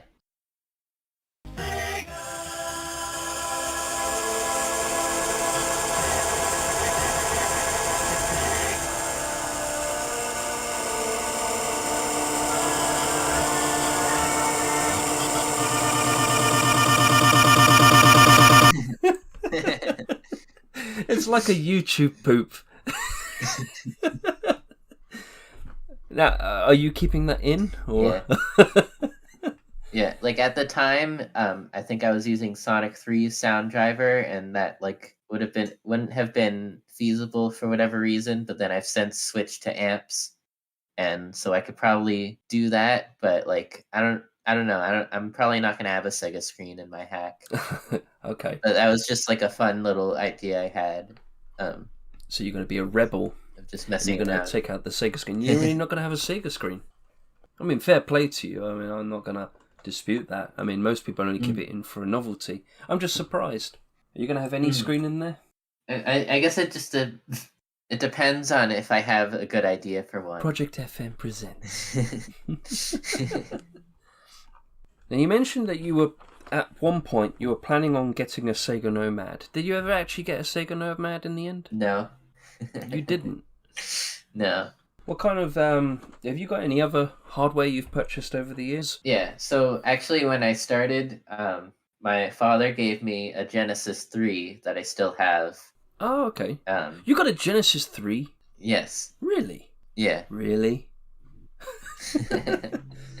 No, I'm to understand that they're quite difficult to get a hold of.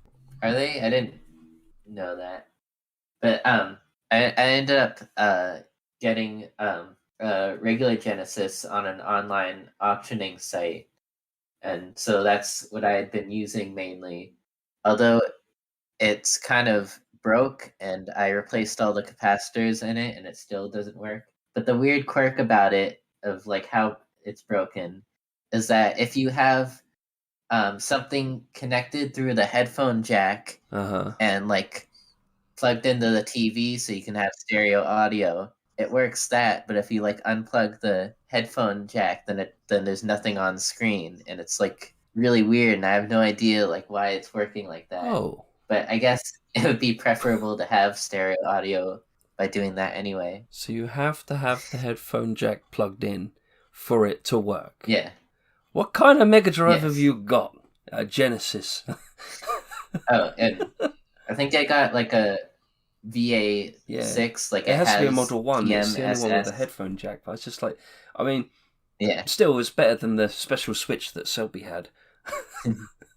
I used to try collecting games, and then I just kind of ended up getting a Mega EverDrive, and then I decided that I wasn't interested in collecting games anymore.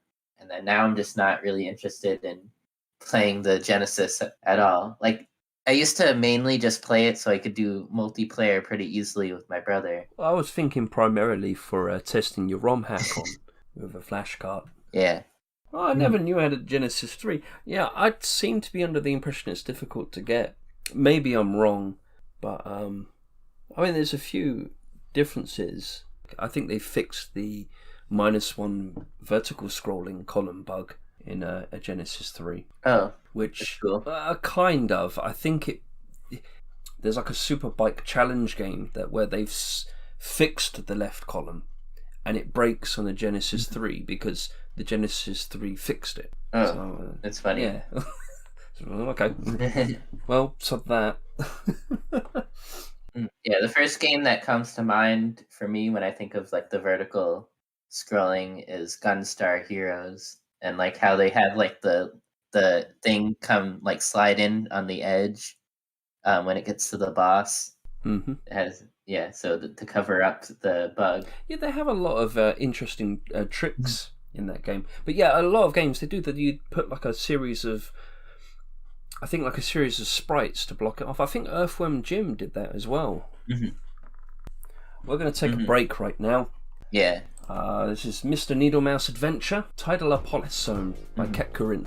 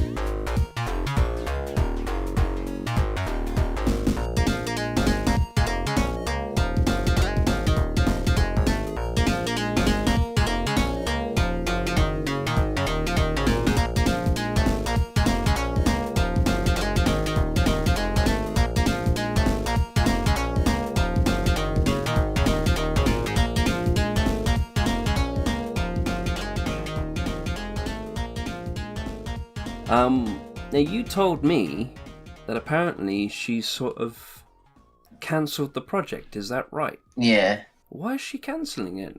She said that she lost interest and she wanted to focus more on helping other people with their projects. Oh, that's very admirable. Mm-hmm. I did look on her YouTube channel and looked at a lot of past projects, and she's had quite a few of them. Yeah. Sort of short-lived projects, so Mm-hmm. yeah.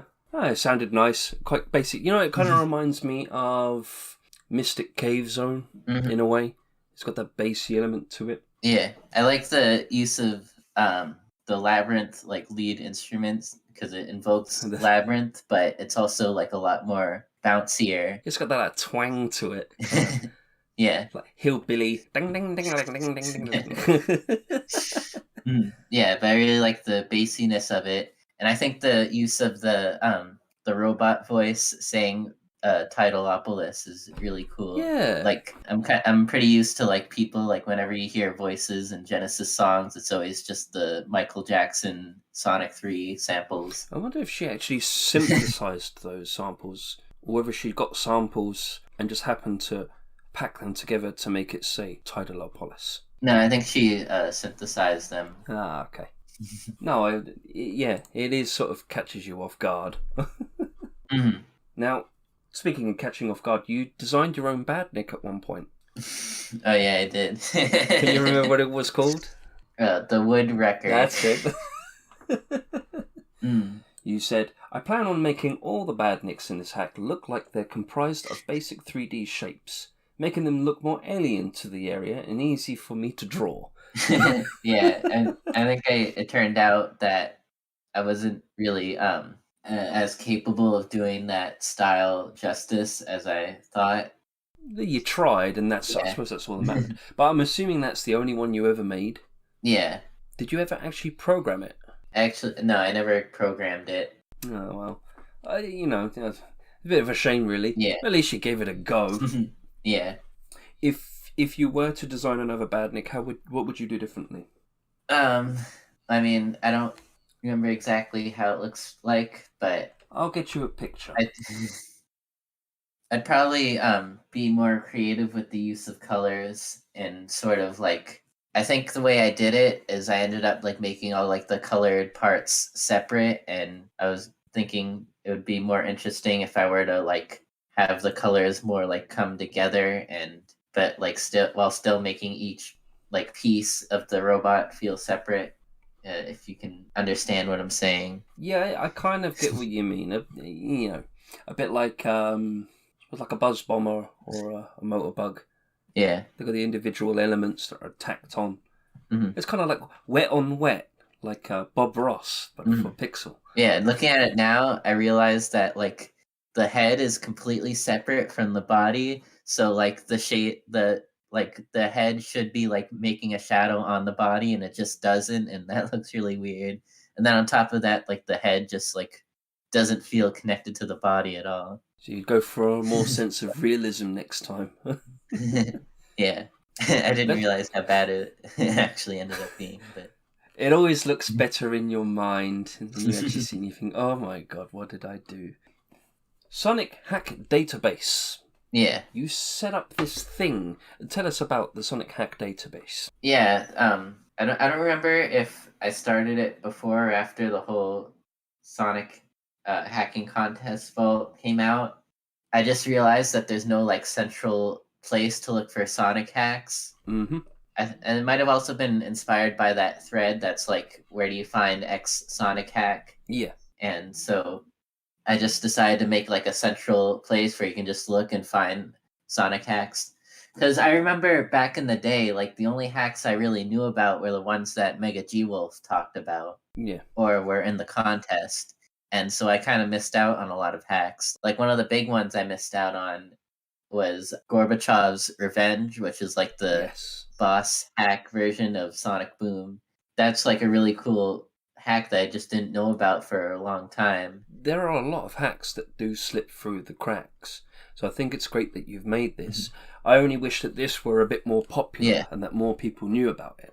I'm going to put a link in the description so people can find it, because more people need to know. There's quite a lot of nice hidden gems there. Some of them I even forgot even existed.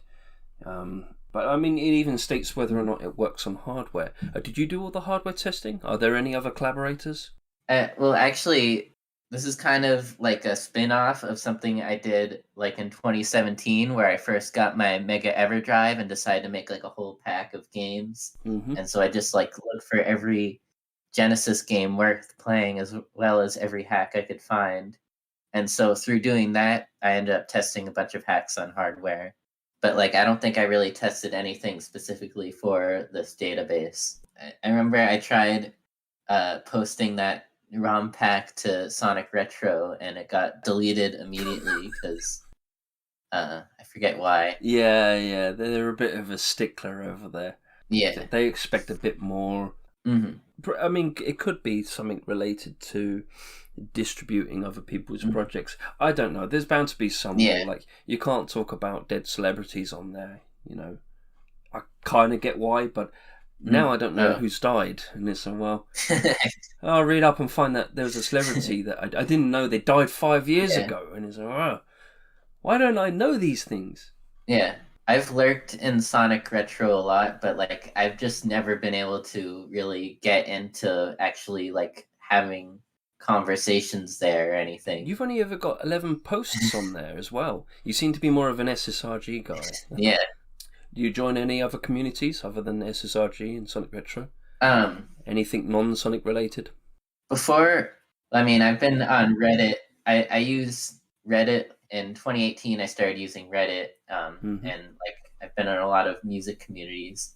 And then 2020, around like fall of that year, is when I started using Discord and started getting into like a lot of communities that way. You're in a lot of servers? Yeah, yeah, I'm probably in like 50 of them at this point. Oh my god. I can barely stand being in a few servers, never mind 50. I assume you turn them all to mute. Well, the big ones I mute. The other ones I'm just fine with, like having unread messages. The big ones. I mean, if you've always got it mute, I mean, do you ever engage in them fully? Are there any sort of servers you're in? You think, you know what? Maybe I could just leave. Yeah, like I've been in a couple servers based on like big artists like Electric Light Orchestra and Kate Bush, but they were just like too active and I never really felt like I really belonged there, and so I ended up leaving. But like the smaller servers feel like more like friend groups, and so like it's a lot easier to like just start conversations and talk about stuff. You also have a SoundCloud, is that right? Yeah. Do you post anything other than Mega Drive related music? Yeah. I've pretty much post like everything I finished onto there. I mean, everything I finished that I felt was like worth releasing, whether or not it's Mega Drive stuff. I'll leave a link to your SoundCloud. Yeah, I recommend everyone check it out because it's pretty good. There's a lot of stuff I'm really proud of on there. Do you ever use any of your synthesizers or your instruments in any of those projects, or is it solely on the computer? I guess going through some of my songs, the first song I made for my music production class, that one is just synthesizers. And then there's another one that I really like called My Soul's Bliss Kills My Body, that was like made for an English class What project. kills your what? And that one came out really Hold cool. on. What did you just say? It's a quote from Wuthering Heights. Okay. Yeah. Took a while to figure out what. Any recommendations? Any tracks you recommend? Constructive Decay, that's like a classical style piece that I made for. That's the one I made for the competition. That one I really like because it's like very dynamic. There's a lot of different sections that are all pretty memorable. And that was like made with the limitation of only being for like a quintet, like a brass quintet. Is it kind of like when 10cc they did this song "I'm Not in Love," and they recorded 3 of the band members singing just like in a chord structure, and then they would record in different notes all up the scale on different tapes, and they use a tape machine to play them all at once, and that's how they got that really amazing harmony. Is it a bit like that? No, like it's all like it pretty much just means I was like limited to like 5 instruments playing at a time, and like they can each only play one note at a time and like be the Oh, so you literally treated it like a sound chip. Yeah, kind of. More or less. Yeah. How difficult was I mean, did you handle that in software, or did you handle that in the real world? Did you say, okay, you can play, and as soon as this guy plays, you've got to stop? No, it's I mean, I handled it like a classical piece of music where like for a quintet, so like it's not like you can have like people switch out instruments or anything. So they only play the one. Okay. But it's all just done with samples. Imagine them just sort of playing the violin, then putting it down, quickly get the sticks and play the drums. And then another one I recommend is Icescape, which is an original thing for the Genesis that is going to be in Shima, which you played on the other episode of the podcast. So I guess I don't know. We played on the first episode. That's right. Yeah. If anybody doesn't remember that, go listen to episode 1 with Diego. Another one is Center Distant, which is the only one I think that has my vocals on it. And I made that for a class last year for like a creative project type thing. And that uses like the synthesizers, and I also recorded myself playing the trombone and the bass and stuff. Like there's no software instruments in it, and it came out pretty good. Have you thought about trying to make I don't know if you have access to drums. Do you have access to drums? No, I don't. That's a shame. I was going to say, you could record yourself playing the drums and then make a breakbeat out of it. Yeah. Make some jungle music out of your own drums. That'd be cool. You couldn't get held up on copyright either, because they're your own drums and you recorded them. We'll leave links to those 3 recommended songs. Anything else you want to recommend? In January, I released a complete like remixed version of the album Spirit Phone by Lemon Demon, which I called Parish Point, and like it uses like a bunch of like demos and stuff left off the album. And so Lemon Demon's made by Neil Ciceriga, you might have heard of, and like he also released the stems for all the songs on the album, which made it like really easy to remix and stuff. So like I just did like a bunch of like I've it's been like another interest of mine of people like taking albums and then just kind of remixing them and like changing like around track orders and adding parts and removing parts and like just making them into different but still familiar experiences. And so that was kind of my first foray into actually doing that. And I'm really happy with the results. And like everyone I've shown it to who's like a fan of Lemon Demon really likes it. But the audience is kind of limited, since if you're not a fan of Lemon Demon, then you might as well listen to the actual album first. Yeah, to get anything. I was about to say I'm unfamiliar with Lemon Demon, so I'm sort of I'm very ignorant to this. Yeah. No, but I mean, is it kind of like it's basically moving into sampling, basically. Yeah. There you go. First you hate sampling, and now you're doing the sampling. I actually made a song out of samples. I haven't put it on my SoundCloud. It's pretty cool. I was actually just like gathering samples for like this different project, and then I just tried putting a bunch of them together, and it sounded really interesting. How comes you haven't put it on your SoundCloud yet? I don't know. I've been kind of picky about what I put on my SoundCloud. Quality control. So like it's FM seal of approval. I want to talk now about various projects you've collaborated on. So we'll start off with perhaps the elephant in the room. Sonic 1 Definitive. Yeah. Now, I have to confess, I hadn't actually played this project until very recently, perhaps a few weeks ago. And so I didn't know what I was walking into. I haven't really been paying attention to the hacking contests or any other projects.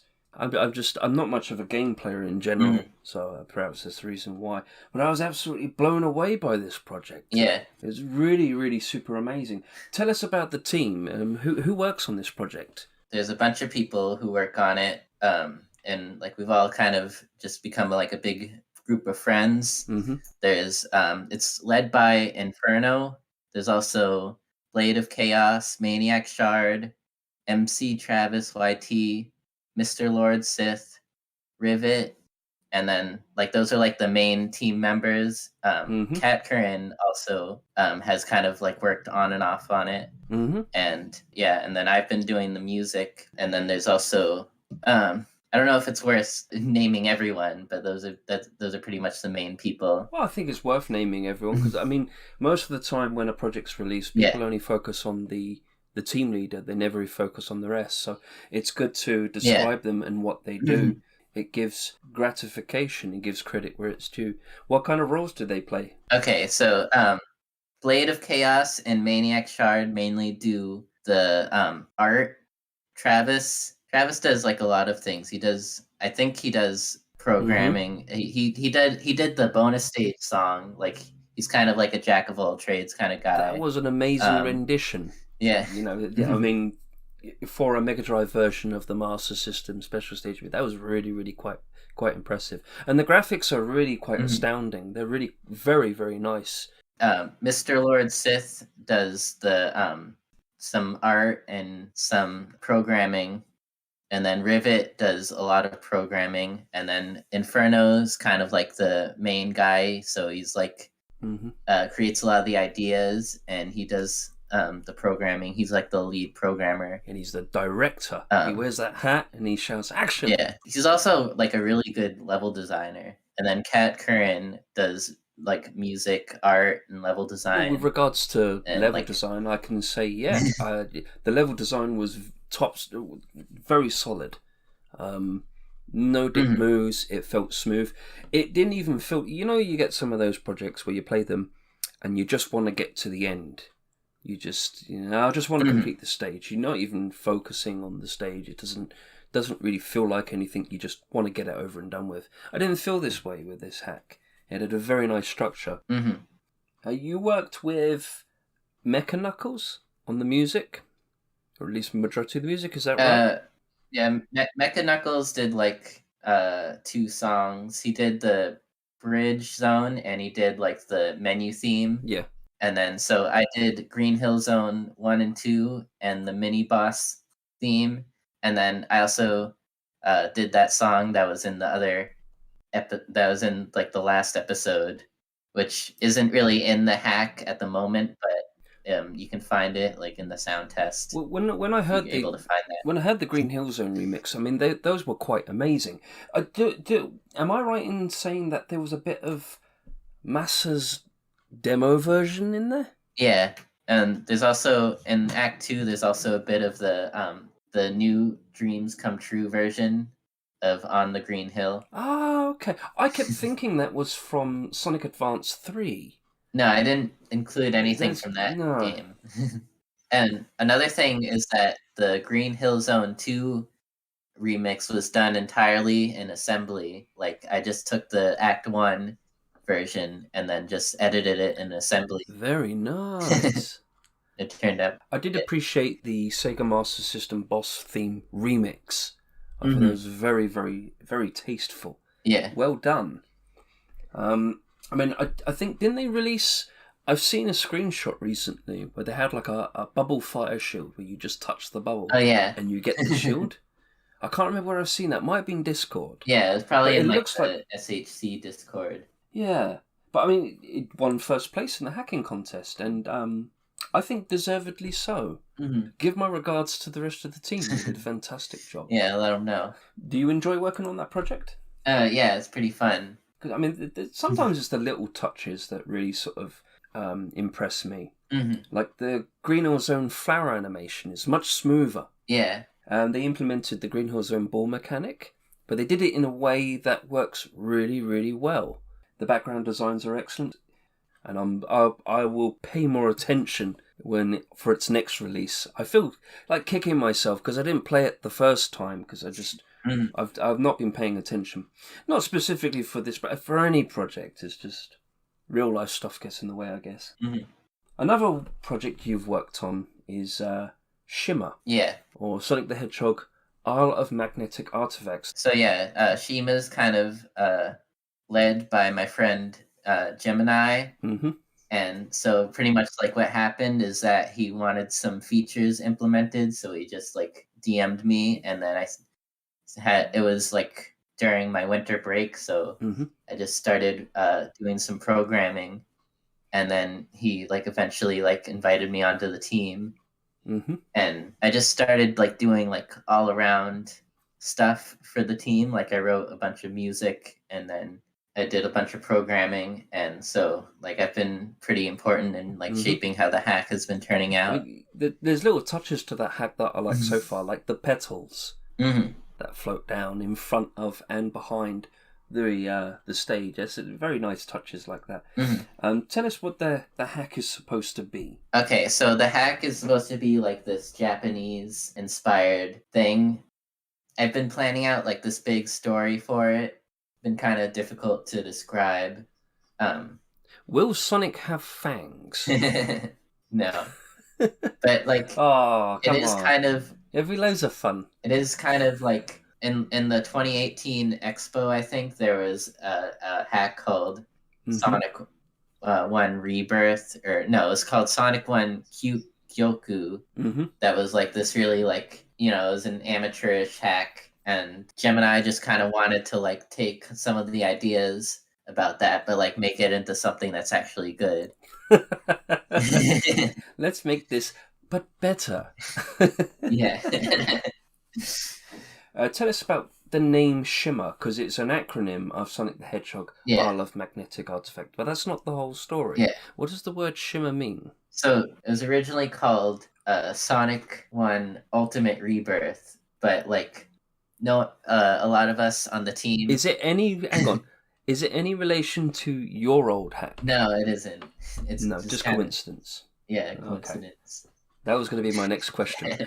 Because I think Kyugoku means rebirth or something, so this is like the ultimate version. But like we've all been kind of dissatisfied with that hack name, so we just started brainstorming stuff. And then I came to the realization that if you search up island in Japanese, you get Shima, and Shima also starts with SH, so you could do Sonic the Hedgehog. And that then it like all came together. Yeah. There's a bit of a puzzle in the name, never mind the game. There's not too much information about this particular project. So it hasn't had much public exposure as of yet. I'm assuming it's still a work in progress type of thing. Yeah, it's still very much a work in progress. Although we're almost done with the first zone, which is looking pretty good. And it has like a lot of gimmicks and stuff that I'm pretty happy with. There's like the flower that launches you, and there's like a springboard. So there's quite a few unique tidbit of objects there. Yeah. Give it a few years, and maybe we'll have more content to share on that. Kind of my philosophy is that like I'm working on this not to have a finished project, but just to like get those small goals finished and like make something I'm proud of, even if it's like not a finished product. Because in all honesty, I'm not really expecting Next Genesis or Shima to really like end up being finished. Yeah. Sonic 1 Definitive, maybe, since like that's been a lot more of a focus project. No, not maybe. Okay. That will be finished. I demand it. It has to be finished. It's also pretty ambitious. Like there's a lot of zones planned, but yeah. But Shimmer is more of a hobby project, you'd say, not really meant to be of any type of completion, or is that just your take on it? That's just my take. Like I don't think the whole team like agrees with that way. It would be really awesome to finish it, but like there's only so much time that can be devoted. Like I only have so many hours in my life. Yes. Well, I mean, say you've got college to attend to. Yeah. Another project you worked on was a VTuber in Sonic 1. Now, to put a VTuber... I actually don't watch VTubers, but somebody kind of posted a mock-up of just showing like what it would look like if there was a VTuber in Sonic 1, and then I just thought to myself that I could make that. Like it didn't seem too hard. Where did you get the voice samples from? The anime. I'm assuming like is it like a voice generator, or did you rip it from an anime? Or Delta Wulu helped in that part, and he ripped it from Corone, I think. Corone? What's Corone? Spanner. Whenever VTuber in Sonic 1 is brought up, Spanner asked me to put like Corone in it because Corone is like a VTuber who played the Sonic games. Okay. Right. Yeah. So you wanted to see what it would be like if you could create a VTuber. Mm-hmm. Have you ever had a VTuber react to the VTuber in Sonic 1? Um, yeah, because Red Hot Sonic made a video on it. And he used a VTuber in it. Really? Yeah. Like I said, I sometimes live under a rock, so there's these things I don't know about. You got to get me a link. I'll have to watch that. Mm-hmm. Now, presumably you had to find a VRAM location to put this art. Where did you put the art of the VTuber? I don't quite remember. I think it's like somewhere near the end, near where like Sonic's is stored. Because like you know how like Sonic 2 is able to like put a ton of like it's able to put like Sonic and Tails and their like spin dust and that stuff all in there. So I just like moved some stuff around and then like had to do like a lot of like optimizing and stuff, getting everything to fit and moving around pretty much. Well, I'll tell you what. Let me find out exactly where you shoved it, because that looks like quite a significant amount of art. And me personally, I would have just maybe removed some of the heart or the points object. So hang on. Yeah, but I think like my main goal with it was like to show that you can have like a thing that's just constantly on screen, even while there's like fades constantly annoying, constantly screaming and crying. Like even while other things are like fading in and fading out. Yeah, you've moved things about. You moved the points to somewhere else. I can't think where. I can't see exactly where actually. Oh, okay. You moved them up there, right? And you moved. Okay, right. Yeah, there's quite a lot of movement around there. Bloody hell. That's quite a lot of art as well. Yeah. Oh, well done. Congratulations. You did it. Are there any sort of like Easter eggs in there? Like if you're idle for a long time? I mean, I don't really know what's considered like an Easter egg or like just a feature of like if you're idle for a long time, she looks at you impatiently. So yeah, no, you got two of the guys, two of the bastards looking at you now. Yeah. But like I did in the hacking contest version, I hid links and I hid a server link in every zone. Although one of the links is now defunct. You hid server links in each zone? Yeah. Do I dare ask where? Or is it still a secret? Pretty much in hidden areas, like it's in the waterfall in Green Hill Zone 3, and then it's in the shortcut in Marble Zone 3, and it's in like the shortcut in Labyrinth Zone 1.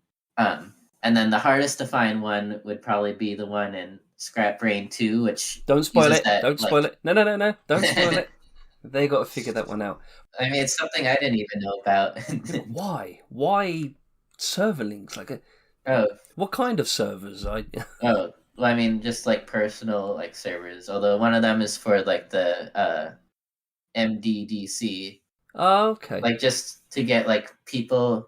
I guess the people I want in my server are people who are like interested in the stuff I make, and so that's pretty clever. If someone finds it, not bad, not a bad idea. The Marble Zone, I think, was the most obvious one because, like, I think the only people who ended up joining because of the hack joined Delta Wooloo's server because that was the one in Marble Zone.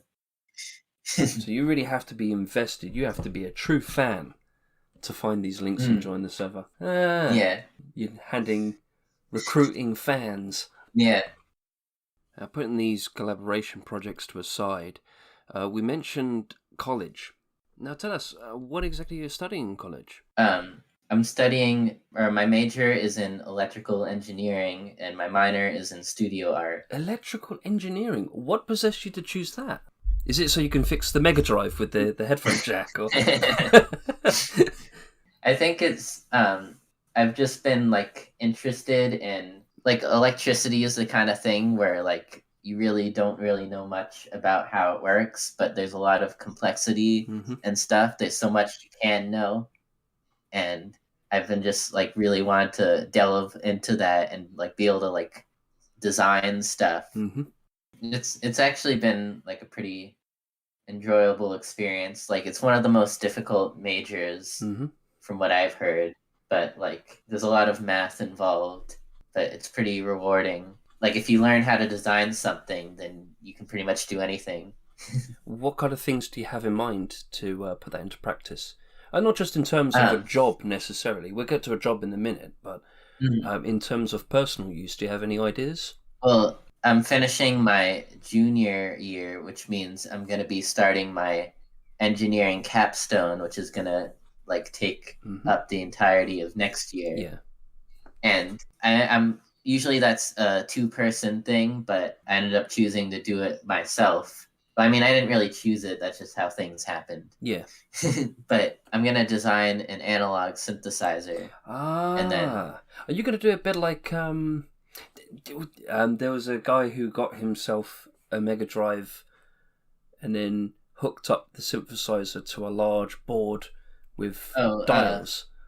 Look, Mom, no computer or something? Yeah, that's right. You're going to do something like that? Or do you mean actually making your own proper synthesizer itself? Like proper analog one? Yeah, making my own synthesizer, like not using anything else, just like figuring out the circuit, like designing the circuit and then like getting that printed onto a PCB and then just being able to use that. And the thing is, I'm also in the honors college, which like there's this whole honors sequence of classes you can take instead of taking like normal like gen ed or whatever those are called. So that involves making a thesis, which will also be next year. So for my thesis, I'm going to make music with the synthesizer and then write about making music with the synthesizer. And so I'm pretty excited for that. That sounds like something that get you top marks.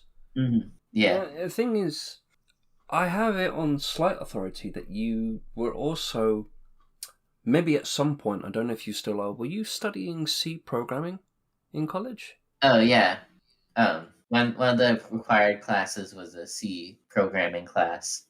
And then another one was also kind of a C, like half C, half assembly, and it was like more on like a hardware level and like working with like the pins and stuff.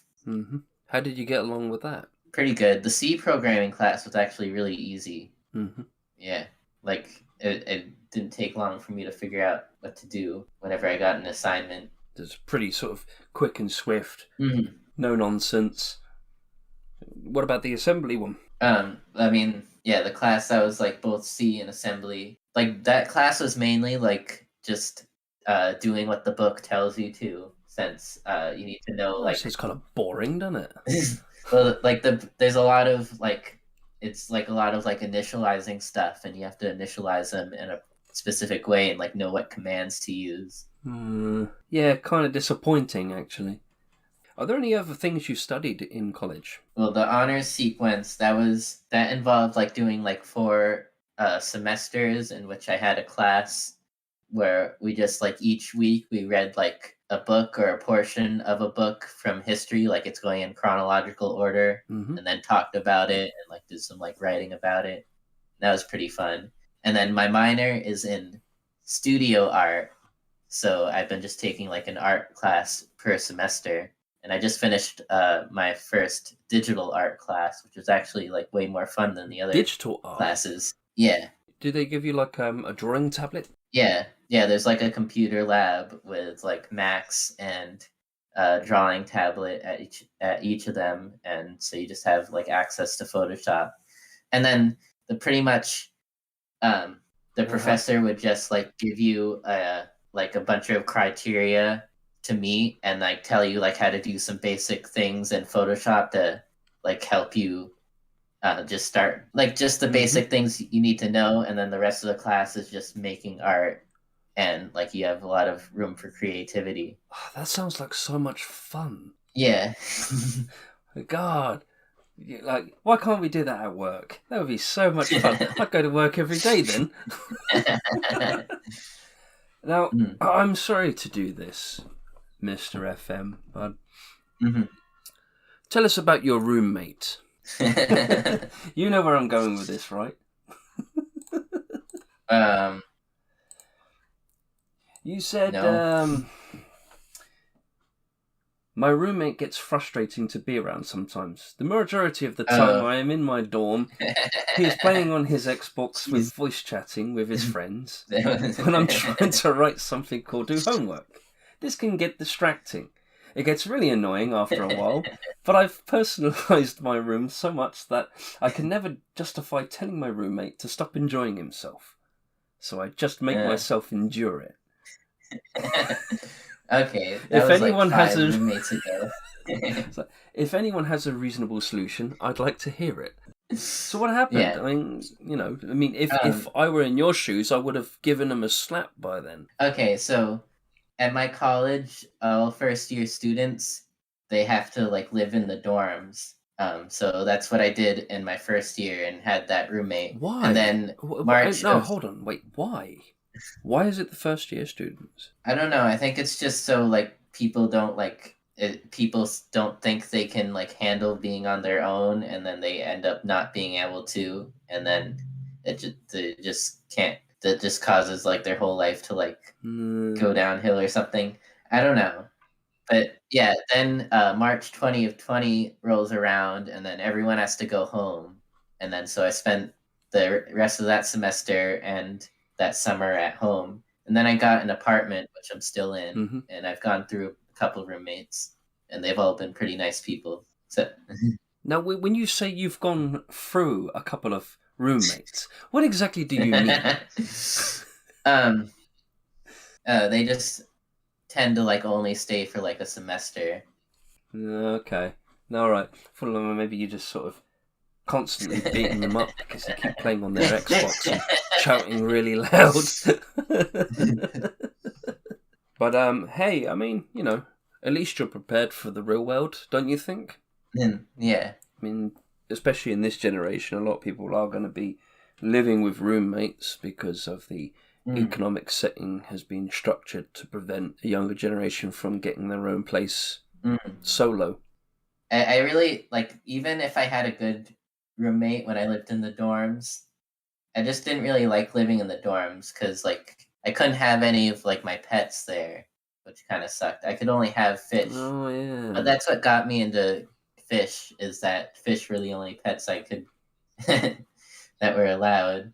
So I just got some aquariums and learned that stuff, and I'm pretty happy with having fish. You had a bowl of piranhas sitting on the desk. Yeah, it's a bit of a shame. I think there was one, might be in a college or uni here in the UK, where they brought in a pet dog to help the students sort of relax and relieve stress from their studies. But the dog was so exhausted because everybody wanted to take it for a walk. So, okay, we're going to take the puppy away now. Another break. Sonic Heroes, Ocean Palette Zone.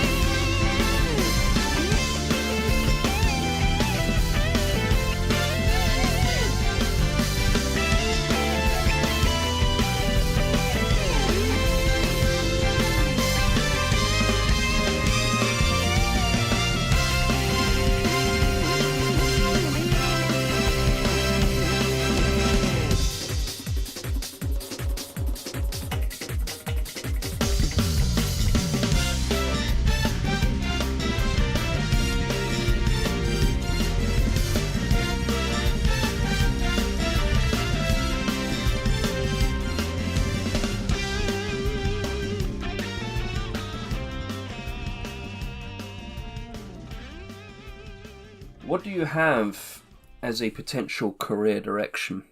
What would you like to do?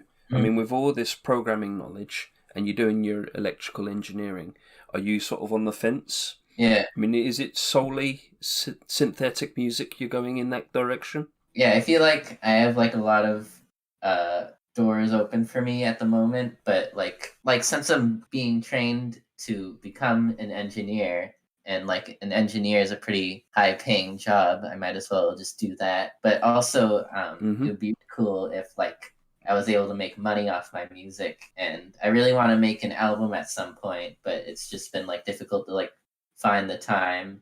And like once I tried making an album and I had like no idea where to go with it, but like now I have a lot better of an idea.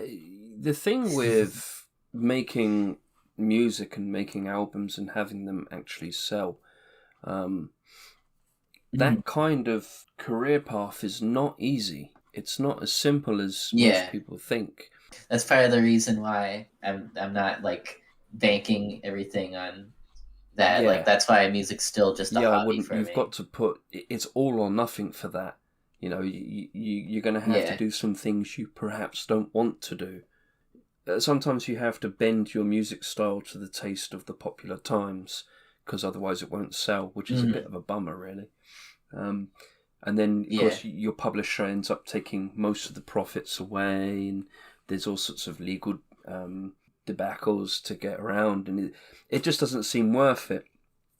You know, it really is. You have to be 100% invested.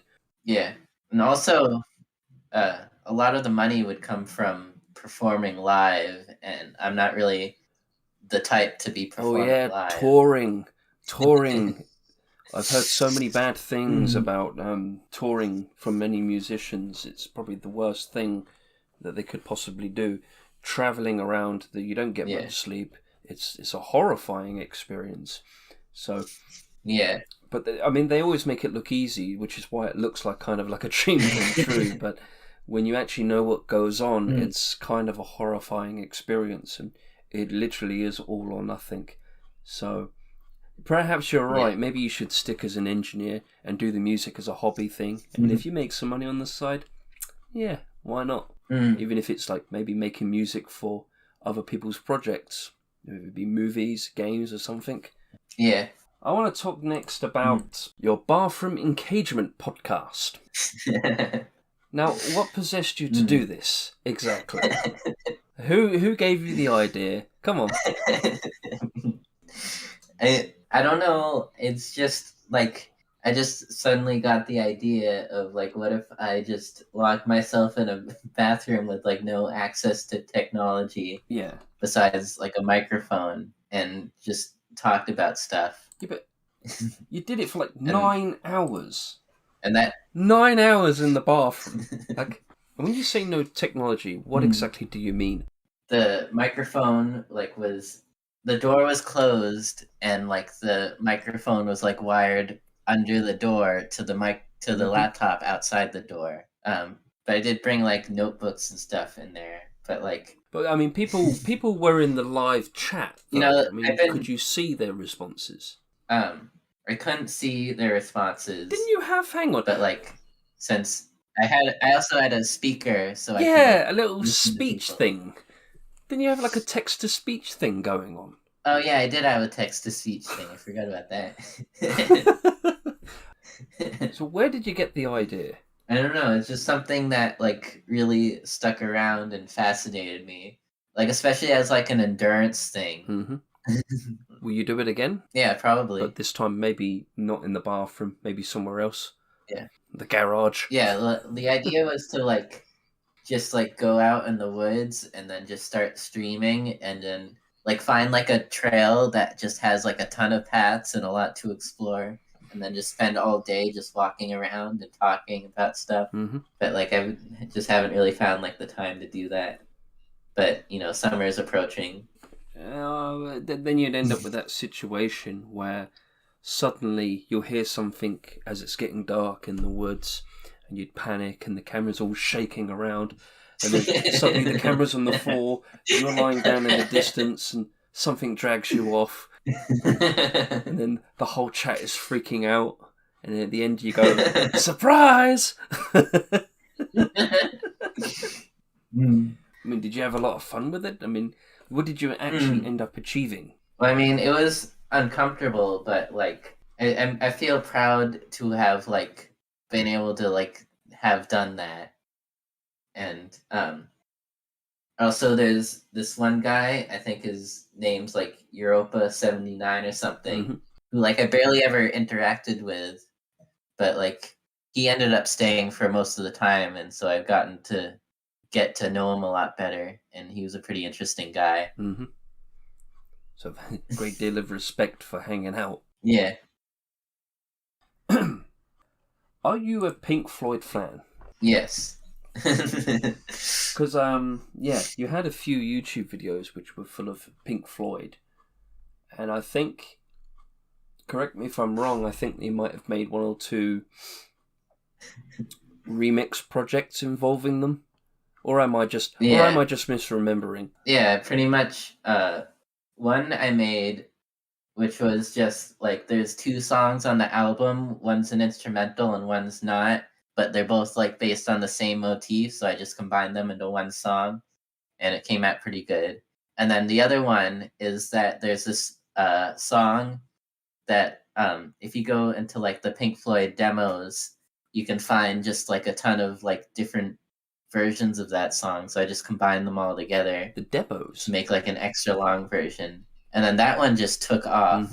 And like it took off recently actually, to the point where like if you search the name of the song, it's one of the first suggestions. It all points to you.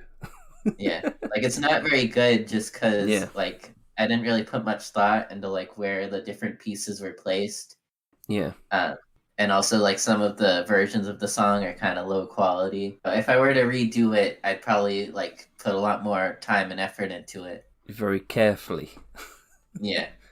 How did you become a fan? Like, who got you into it? I've been doing this yearly thing where on New Year's I'll listen to a band that like I hear is good, but I've never gotten into. I listen to an album of theirs. Yeah. And so for like 2018 to 2019, maybe somewhere around there, I just decided to give Dark Side of the Moon a try. Good album. At New Year's Eve, and like I really loved it. And then I just started listening to more of their stuff and became really into it.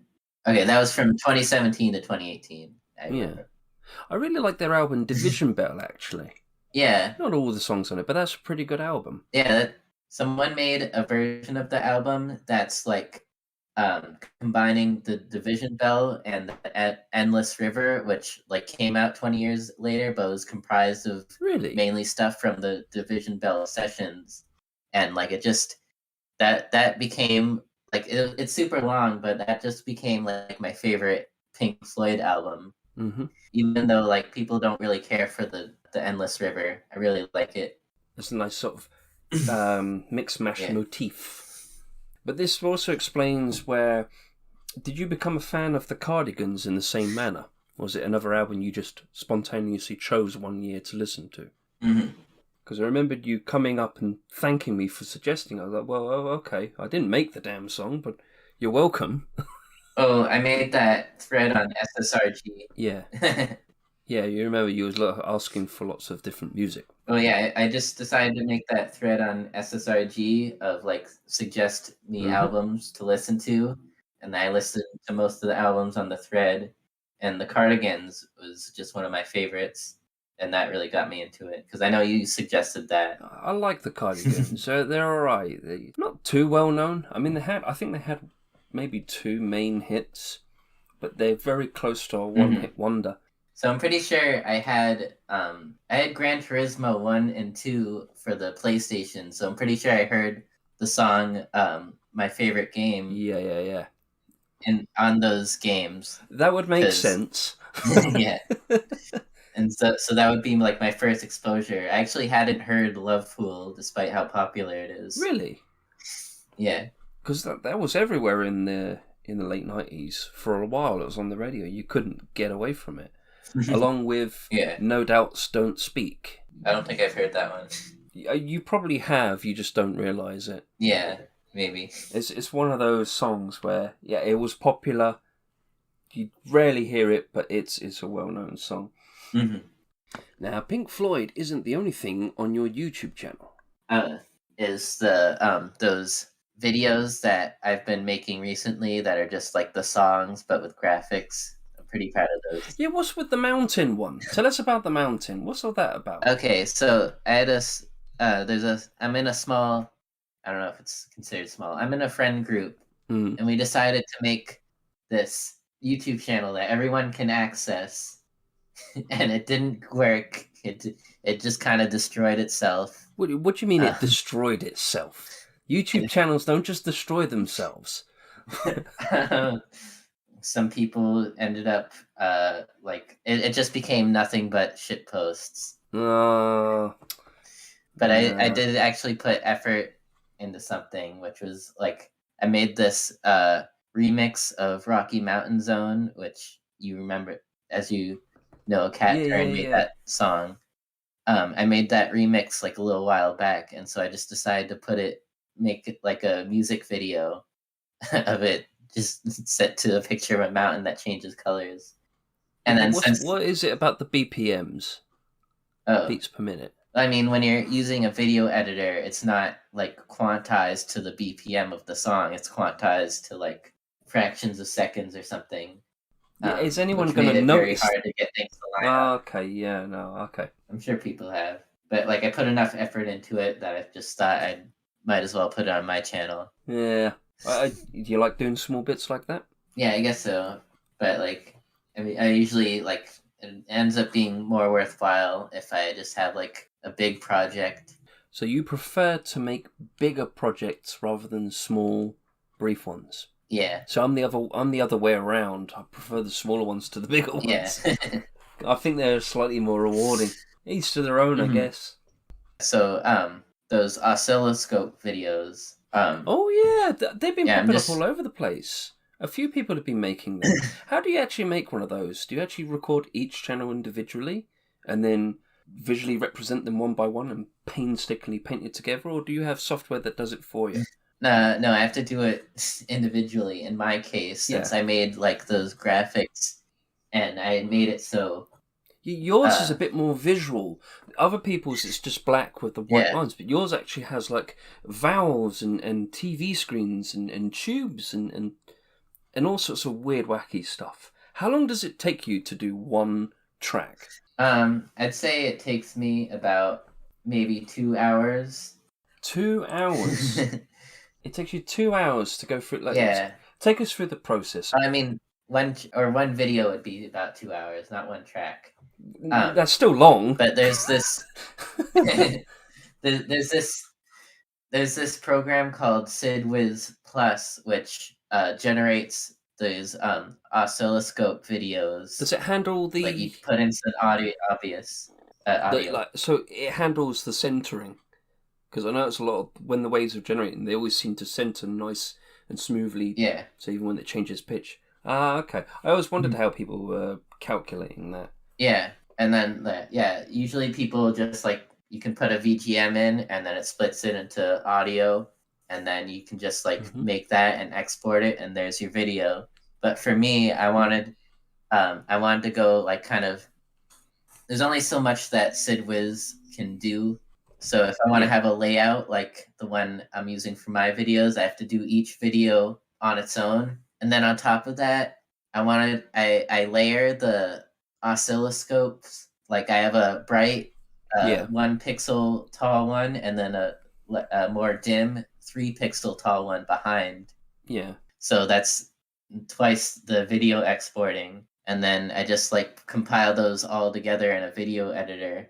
And then I made a ROM which creates the scrolling text. And then so I just like write some text to have that doing stuff while like everything else is playing, and then overlay that on it. Also, all the oscilloscopes have to be black and white. Otherwise, the video editor is just gonna like screw up when it tries to decide between like what should be transparent and what shouldn't be. Yeah. Yeah.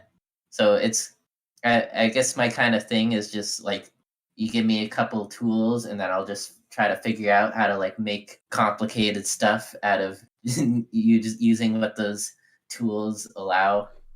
And You've counted for everything. You've even got like a little yeah, noise section for the PSG. Notice you don't have yeah, periodic and white though. yeah. Maybe you should consider adding it. I actually never use the periodic noise. I haven't used it yet in any of my music. You will one day. On top of everything, I want to portray the two PCM channels individually since I've been using amps. Yes, I'm looking at a picture of it now. I can see the two. Yeah. What about FM6? I don't usually use FM6. I haven't really thought of what to do when that happens. Okay.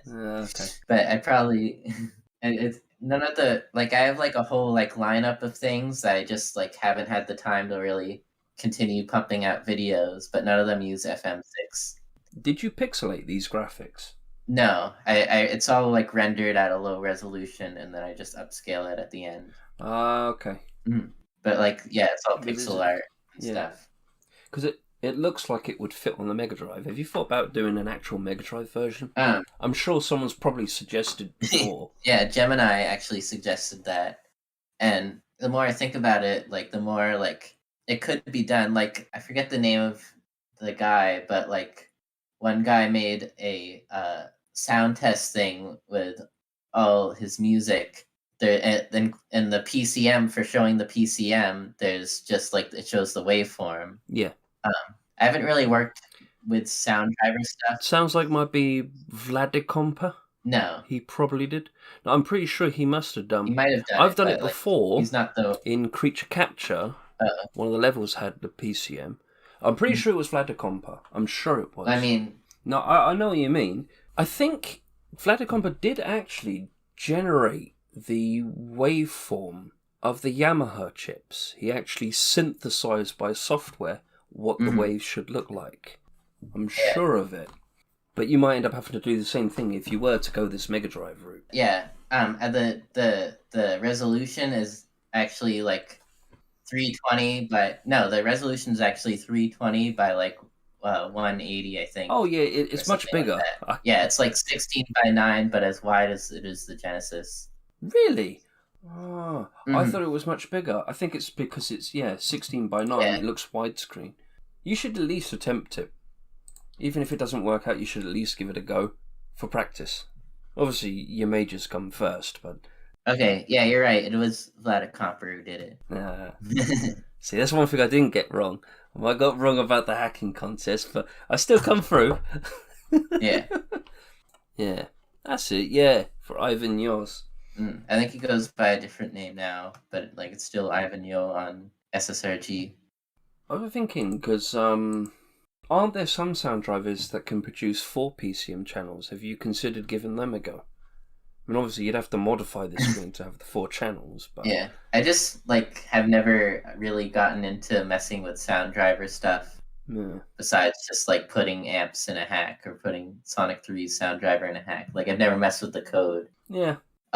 One thing that would like I guess seem difficult for me is if I were to like try to make like a Genesis version of these visualizers, the trigger, like that might be difficult, like having it centered at the exact like point where the waveform like going up. There's gonna be a it's probably gonna be way simpler than you're thinking. I can see why you think it might be complex, because how are you to tell which wave going up is which? And I think in some of those videos, can you see sometimes even it struggles? It's very brief, but sometimes it gets it wrong.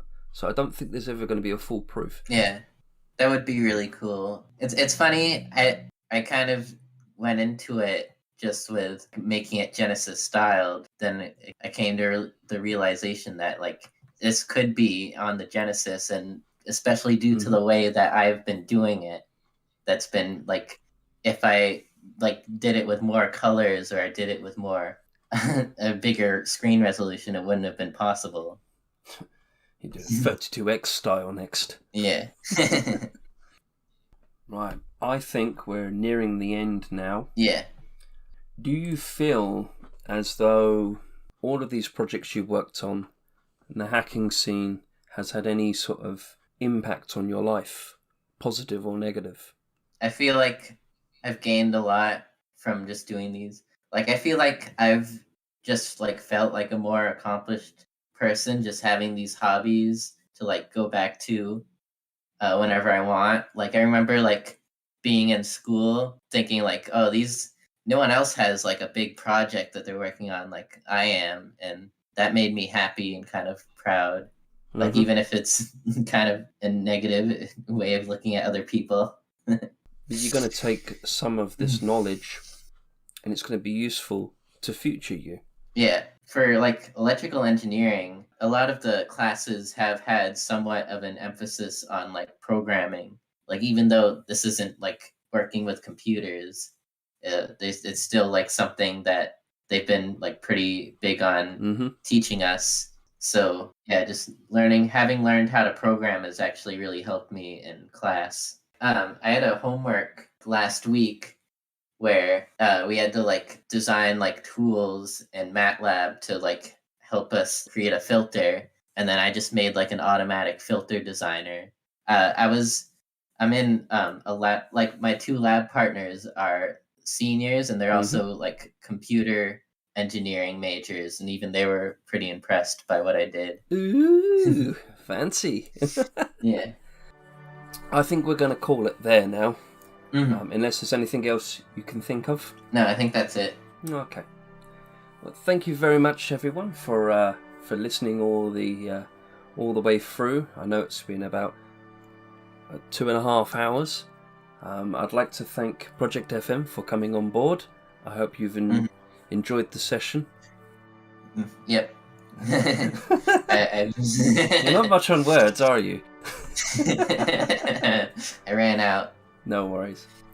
I'd also like to thank Delta Wooloo for his amazing remix of Sticker Bush Symphony from Donkey Kong Country 2. And thank you once again, Kepkarin, for showcasing another track, titled Apollos.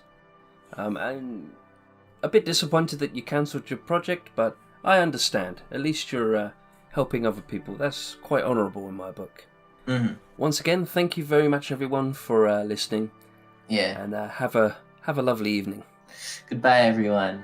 Bye.